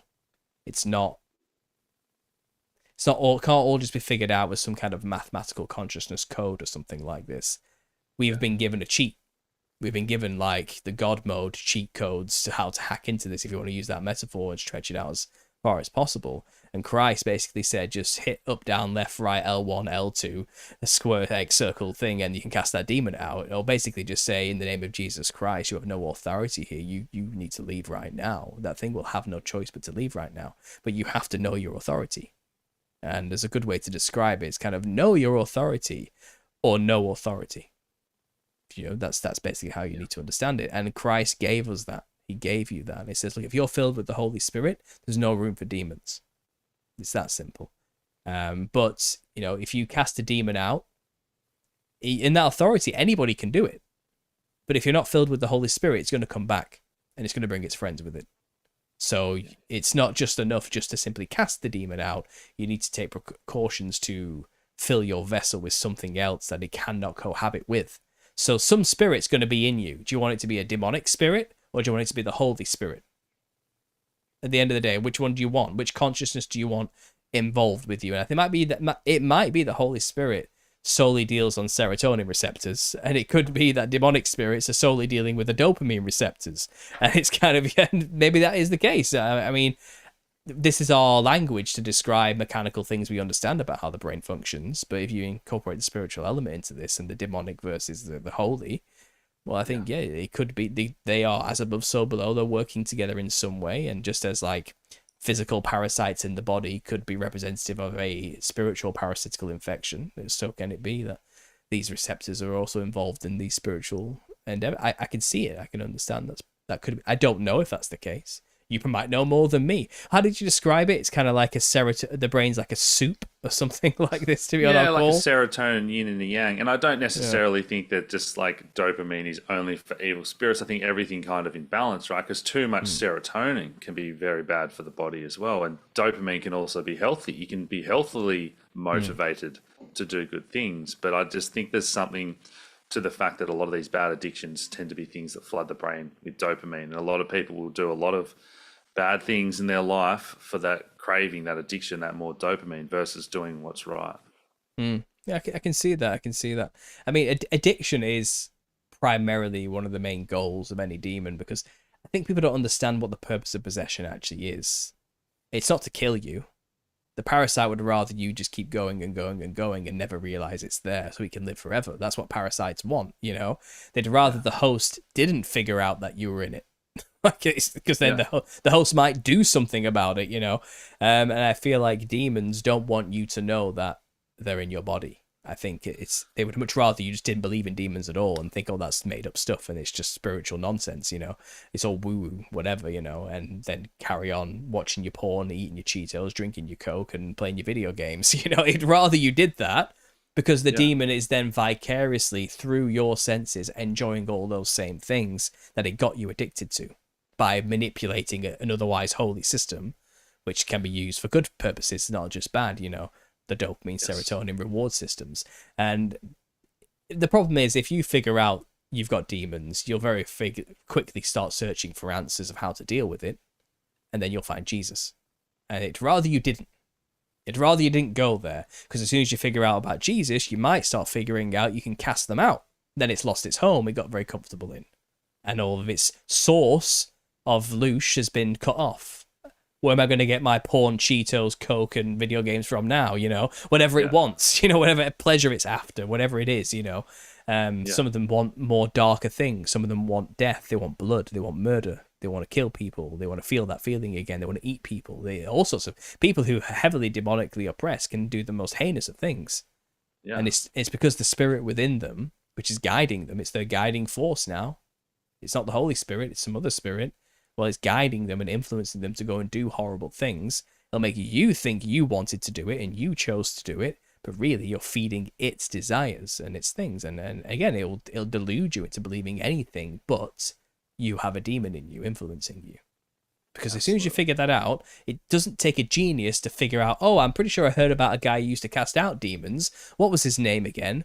And as soon as you say the name of Jesus, you're in trouble. It's in trouble. It knows it knows it has no authority over your body.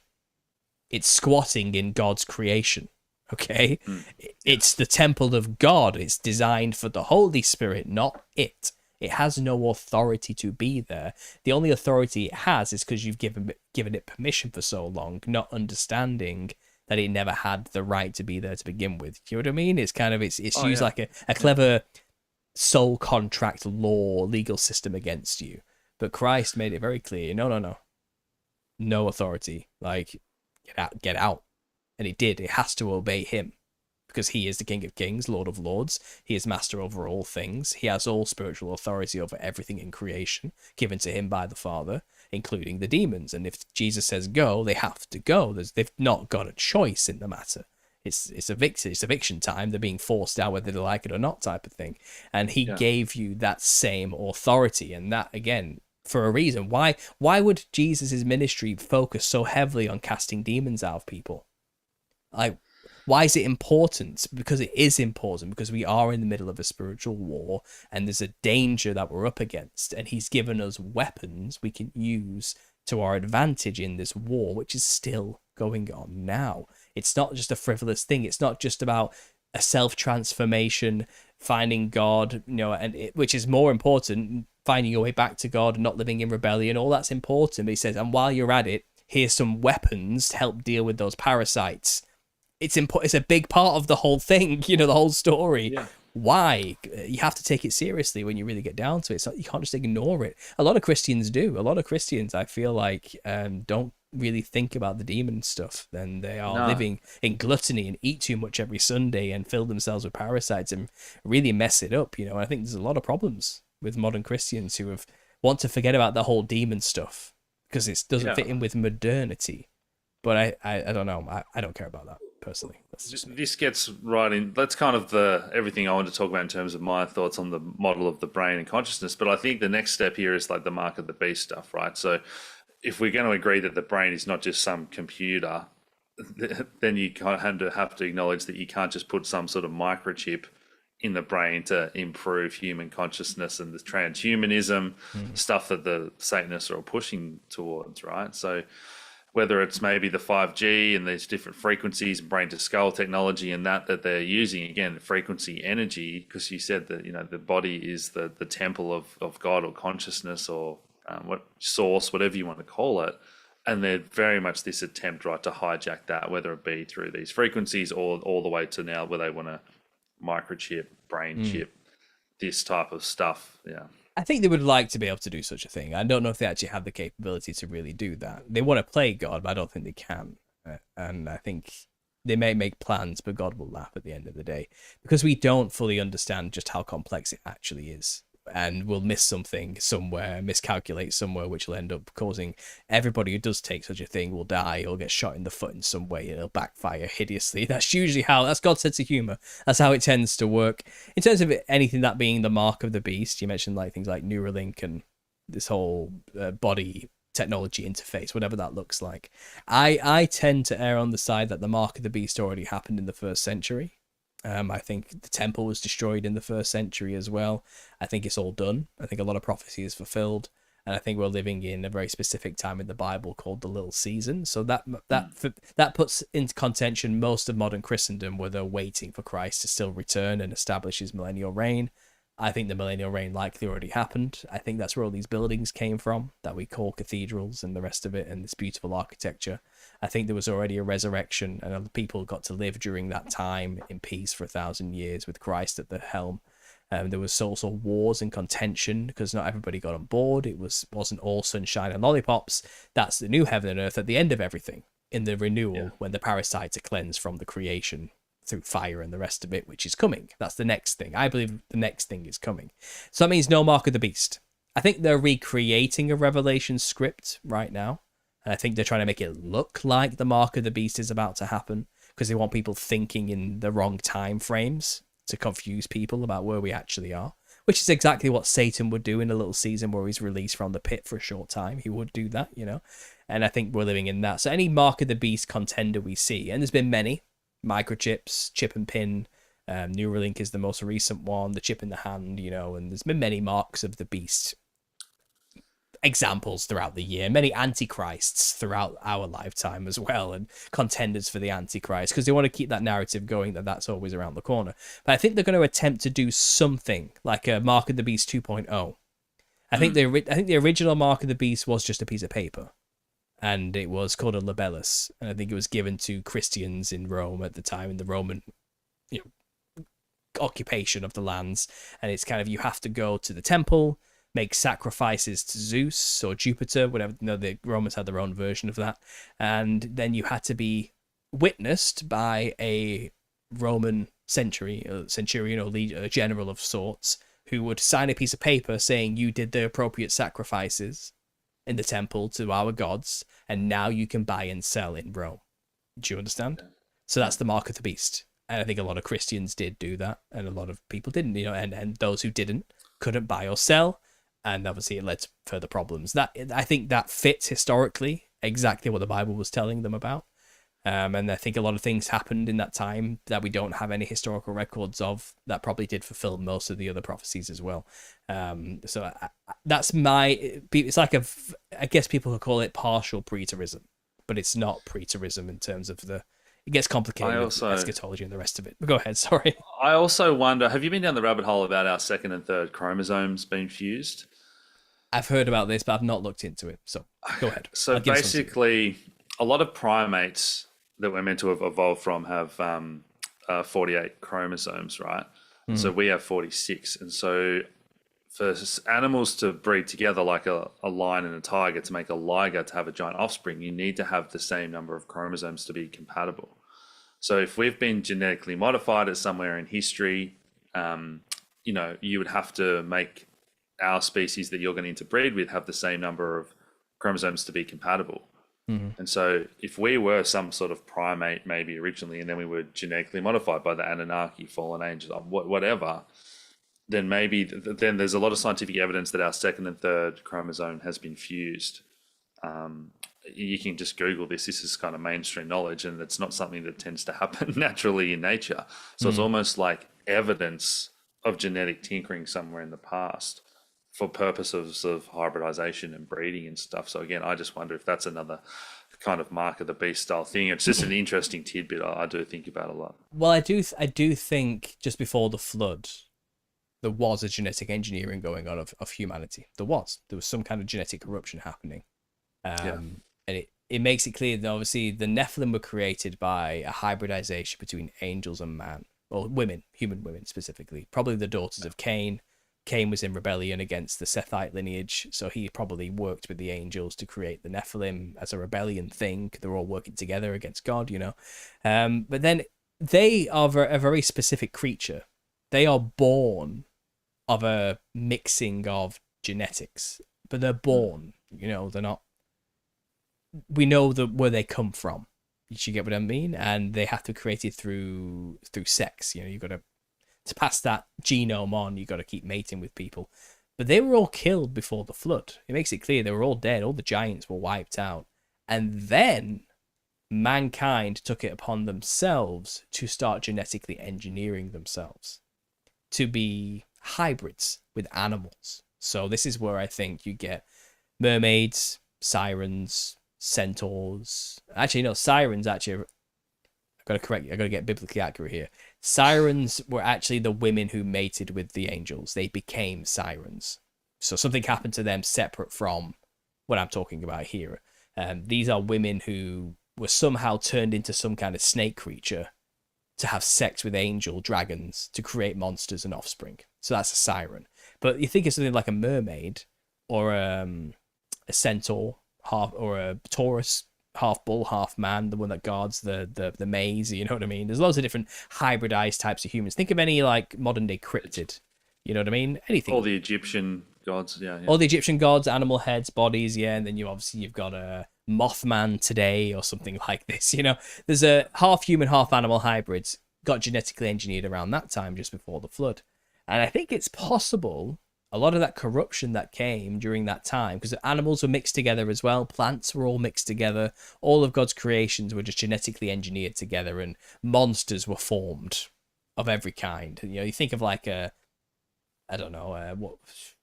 what's it called? The cockatrice. Have you heard of that one? It's got like a snake tail, a cockerel's head, a lion's body, and it's like just this mashup of the worst animals you could imagine just cracked together into this beast, you know, with wings or something like this. All these creatures of mythology were created around that time, and then the flood happened. So that means it says all flesh was corrupted. So that means all humans by that point, other than Noah, had genetically corrupted themselves and somehow got this corruption in them where there was some kind of genetic alteration happening to the genome. And now Noah was perfect in his generations. He was. But his sons weren't, and neither were their wives.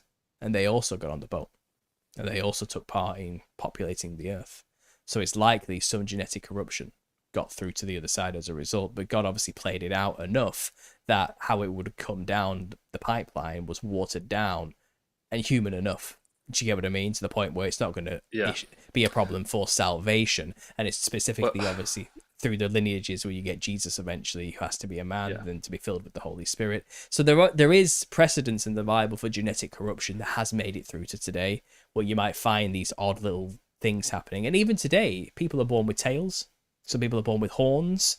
There's outliers. 6 toes. Yeah, there's things that happen, you know what I mean? But we're still human. We're still here. We're not like it was before the flood. We made it through, and we can now be saved, and it's not a salvation issue. Do you get what I mean?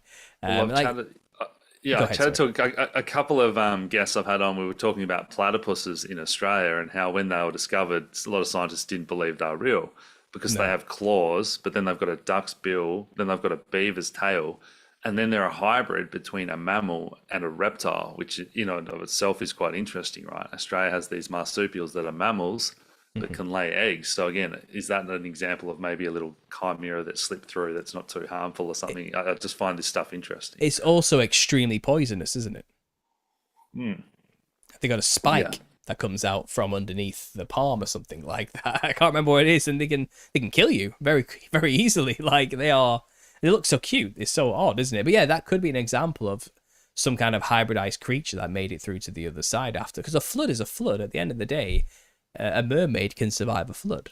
A fish person can survive a flood. And I think we do have precedents in mythos today, more modern myths, that sailors encounter fish people and mermaids and things like that. You know, and it's possible the earth is riddled with cryptids. People talk about sightings all the time of crazy creatures and animals out in the woods. I think some of them made it through because of the genetic corrupted abilities it gave them. Like, why is God so obsessed with people not eating crustaceans, for example? But you looked at those things. They're crazy looking. They're psychedelic looking monsters when you really look at a lobster, you know what I mean? Maybe he doesn't want you eating them because he never created that thing. It's a monster of some kind. It's like a giant insect. They feed on parasites. Yeah, exactly. To feed on parasites. And no, I don't eat shellfish. I've never liked the look of it. It's always kind of weirded me out. But yeah, well, and look, I'm not saying that's true that lobsters are evil. I'm not saying that, because they have a purpose. They're bottom feeders. They eat at waste. They get rid of waste in the oceans, you know what I mean? Even in your own fish tank, if you get a little shrimp, you know, they eat all the crap. They literally eat the crap, and it's wonderful. They keep the tank clean, you know what I mean? They have a job to do. So fair enough. But I'm just saying there are certain creatures which even like the platypus is a common, well documented one that just defies belief. It doesn't make sense, like when you really look at them. I mean, Australia is the land of monsters anyway. When you actually look into you got your own thing going on there, you know what I mean, separate from the rest of the world. Your spiders are still like the size of like I don't know, they're just ridiculous looking things. The golden orb weaver is the most terrifying looking thing I've ever seen in my entire life, you know. But anyway, they eat birds for God's sake. They eat birds, but whatever. I'm going a tangent. But even then, think of like the cryptid phenomena. I think those are like some of the human hybrids who kind of made it through somehow, barely. There were in very few numbers. I think the flood was pretty catastrophic. It was a struggle to survive. But there's mythoses that talk about people surviving. So in Ecuador, for example, they have a survival myth, and they all believe themselves to be the descendants of these people I'm talking about now. So 2 brothers survived a catastrophic flood by climbing to the top of a mountain in Ecuador, a very specific mountain. You can go see it. Go to where the Canary people are, the mountain's still there. And they got to the top of the mountain and stayed up there until the floods receded. So these 2 men, part of the biblical narrative, are not men. They're some kind of genetic hybridized human. All flesh was corrupt by the time the flood came. That's how they probably survived and somehow managed to scale a mountain fast enough to live and then stay up there without food or water and not die. Well, yeah, they're probably not human. There was something else. Maybe they had the strength of an ape and the gills of a fish. I don't know. They had something that helped them survive and have longevity. Maybe they had like camel humps so they could store water and not die of thirst. I don't know. But these 2 brothers got to the top of this mountain, and when the floods came down, they scaled down the mountain, and they found in a cave in the middle of the mountain, there was some food waiting for them. So they had the food. Then they went to the bottom of the mountain, there was more food waiting for them. Wonderful, they ate the food.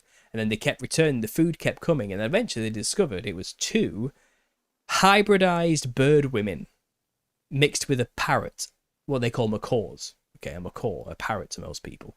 Very colourful bird, you know. But there was these women parrot hybrids. So they had colourful parrot wings. I don't know if it was bottom half was a woman or top half was a bird. I don't know how it worked exactly. But they were hybridized bird women. Harpies, we call them, from Greek mythology. Okay, so they're everywhere. They're not just in Ecuador. Bird women are documented all over the place, okay? But these 2 specific macaw hybrid women mated with the 2 brothers and repopulated the entire area after the flood. So there's an example of corrupt genetics making it after the flood and repopulating certain areas of the earth. And eventually gets so watered down and diluted, everyone looks human. The human element takes over. Okay, and the corrupted genetic engineered element becomes recessive. It gets deeper into the genetics and into the history. And then the odd deformation comes up every now and then. Something weird happens, you know, it just pops up, like, for whatever reason. Like Esau, for example, like, he's red and hairy. Okay, a stark contrast to his brother. Like, he's not, he's just a normal human. Why was he so big and hairy and red and weird looking? Because some kind of recessive genetic corruption clearly just flared up in that scenario. Like, and I think that does happen still today. And they might explain why you have this DNA discrepancy that we see even now. We might all have it. It might just be one of those things, just like a leftover marker of something that went wrong with our genetics in the past. But it's not enough to make us incompatible with salvation. It saved us. We kept our humanity for as much as we lost in that corruption. Do you know what I mean? I think that's what it is, really. And thank God that did happen, because we wouldn't be here otherwise. So I don't know if it's about like the Anunnaki took us and took an ape and turned it into a human or anything like that. Yeah. I don't believe in Zecharia Sitchin's 13 planet stuff. I think first of all, I don't believe in the model that there is planets and space and aliens and the rest of it. I think that's a part of the lie too. I think it's an enclosed system, whatever that looks like. I'm not wedded to a model, but it's enclosed. And I don't think there are planets that are going to come around and they're going to mine our atmosphere and for our gold to support their planet and then bugger off again. I don't think any of that's. I think it's made up. I think the Sumerian tablets are probably forgeries and fake, or wherever that story came from, or that story was just told to ignorant people by the angels who came down as an excuse for where they came from, and they took it as gospel truth. And now today, So does that. So did Zachariah Sitchin. You know what I mean? There was a lot of lying going on in the past. A lot of these entities lied to people about where they came from and who they were, because they knew. Well, where have you been? What do you know? You don't know anything. You're isolated in this random place on the earth. You've just had a full reset. You know what I mean? You haven't got a clue where you came, and so you're ripe for the picking. And I think a lot of people were lied to and manipulated, and a lot of stories were invented because, well, they want to be worshipped as gods. So I think you have to bear that in mind as well. You know, that just be careful about what you read and why you read it. And I think, biblically speaking, the context, it always lines up. Every time I've done my research into this, it's like, that's exactly, like I said, that McCaw story. There's a flood. There's genetically corrupted engineered humans, and they mated with each other and repopulated the area. And that whole area is now full of hybridized, genetically engineered, corrupted humans, I guess. But they're human enough, and many people in Ecuador have accepted Jesus Christ as the Lord and Savior and are saved, and they're fine. But that story lines up exactly with the flood of Noah, the genetic engineering in the book of Jasher, and the genetic corruption making it after the flood, which it says does happen in if you read the books, the lands of Canaan were full of giants. And it was up to Israel, the newly formed people of God, to go and clear the place out. So giants did make, some kind of genetic corruption did make it after the flood. The Bible does not contest that. So this completely isolated country, Ecuador, far away from the Middle East, the exact same story. Hybrid people and all, you know. So, and that's honestly, I mean, my book, the first book, even lays it all out. There's hundreds of examples of this happening all over the earth. They just don't have the same language as the Bible, but they're all talking about the same event with the same weird stuff happening, you know. And I think that just corroborates to the truth of that. It's not just the Bible, it's history. It's what happened. It's just their telling of the tale of history, you know. I think it works, and again, a bit of a tangent from the psychedelic aspect of things and consciousness, but it all connects, you know. It all connects. Absolutely. I'm open to whatever, because I think we just keep getting more dots to join that maybe confirm, as you say, that similar stories. And again, we're just humans using language to describe things, and so this is how Chinese whispers can kind of get changed throughout time. But I think, a lot of different cultures are all telling very similar stories about the history of the world, about our consciousness, about who we are, and I just find it all fascinating. You were saying to me on our last conversation on Instagram, you were talking about the work of somebody who, again, this is a bit of an end tangent here, just because it's something I wanted to know more about, pick your brain about, because obviously you worked in, you were a pharmacist, I think, where you worked in medical science and the rest of it, and you were talking about heavy metals and autism. Do you want to just maybe give a bit of a rundown on what you think about that? So we had a European doctor on, Dr. Christian Bogner, and he's doing some amazing work reversing autism and psychosis. And they basically have a 3-pronged model. And so what they're doing is giving a lot of like chelators and detoxes to pull heavy metals out of the body, but particularly the brain. Obviously stuff like aluminium, which is in, jabs, as well as, they're spraying the skies and all that stuff. So you want to detox the body and pull out the heavy metals. Then you want to heal the gut, because if you have a leaky gut, as we call it, then a lot of toxins and stuff can get in, which shouldn't normally be able to get in, and the body has to process those again, right? The other thing that they really found was a lot of kids that have the autism or having psychosis issues, they can be lacking a certain enzyme in the liver that breaks down a lot of the neurochemicals that we've discussed today. So they specifically found that some people can't break down serotonin or even DMT in the body. And so when you see these people in psychosis that are walking around and hearing voices and seeing things, they are actually stuck in a trip. And this is, again, this is Western science does not teach this model at all, right? Throwing drugs at people to dumb them down, numb them down.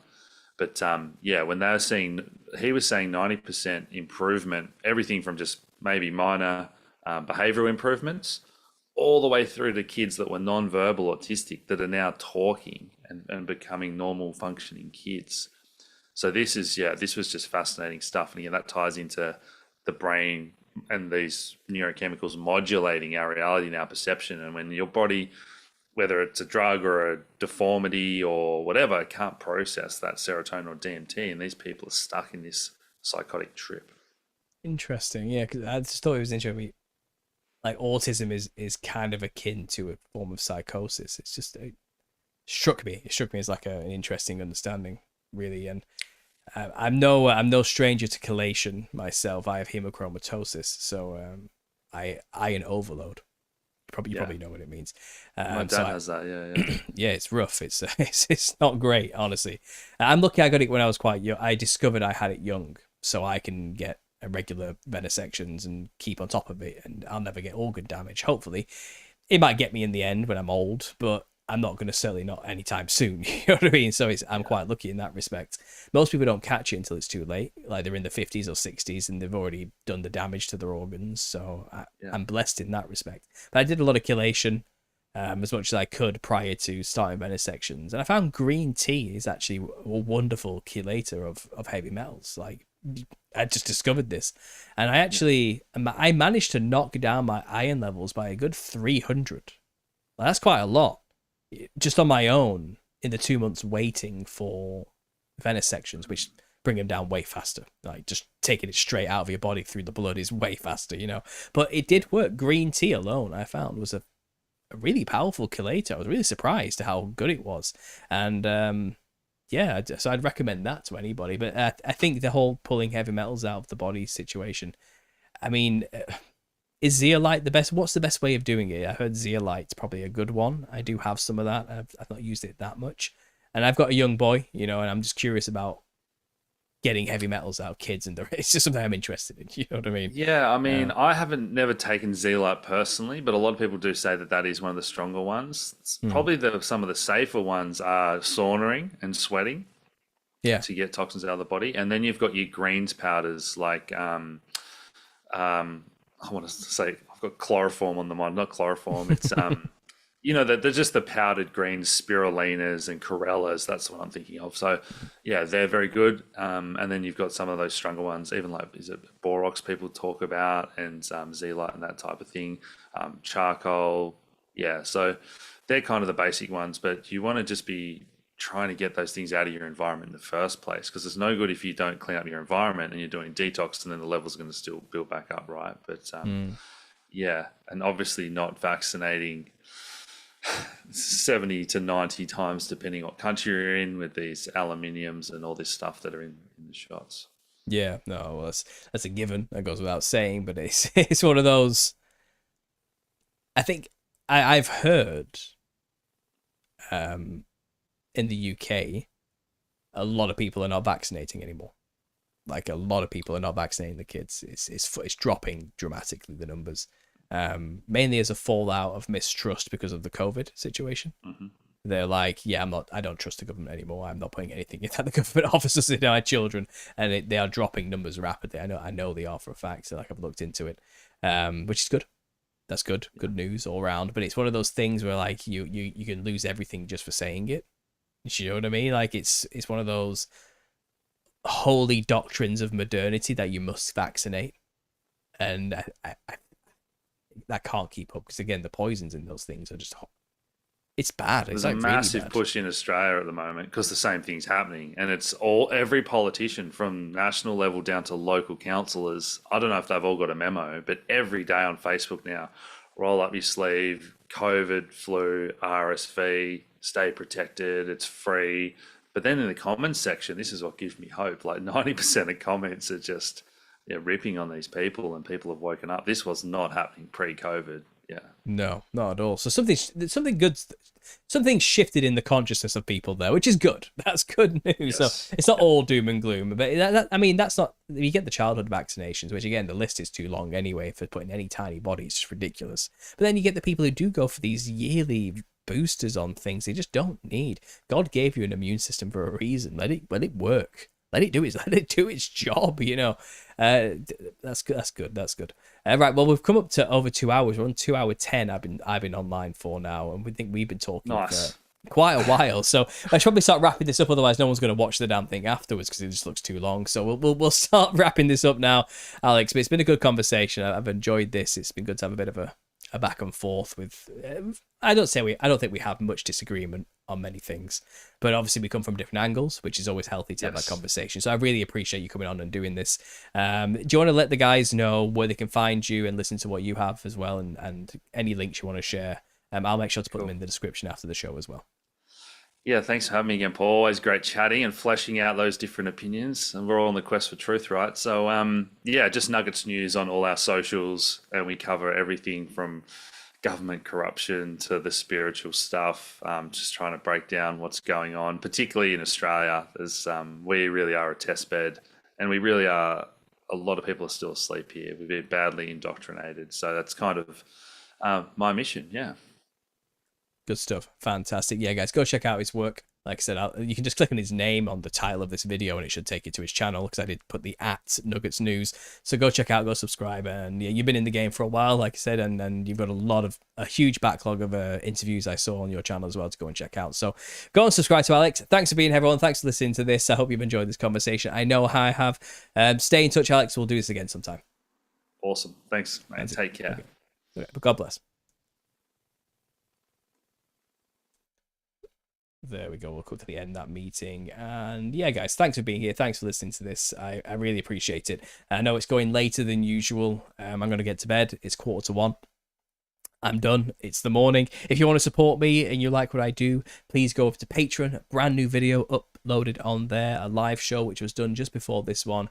Go to Patreon, go check it out, join in the conversation. It's the best way to support me, especially as the ad revenue starts to disappear and the algorithm starts to mess with YouTube, which it already is.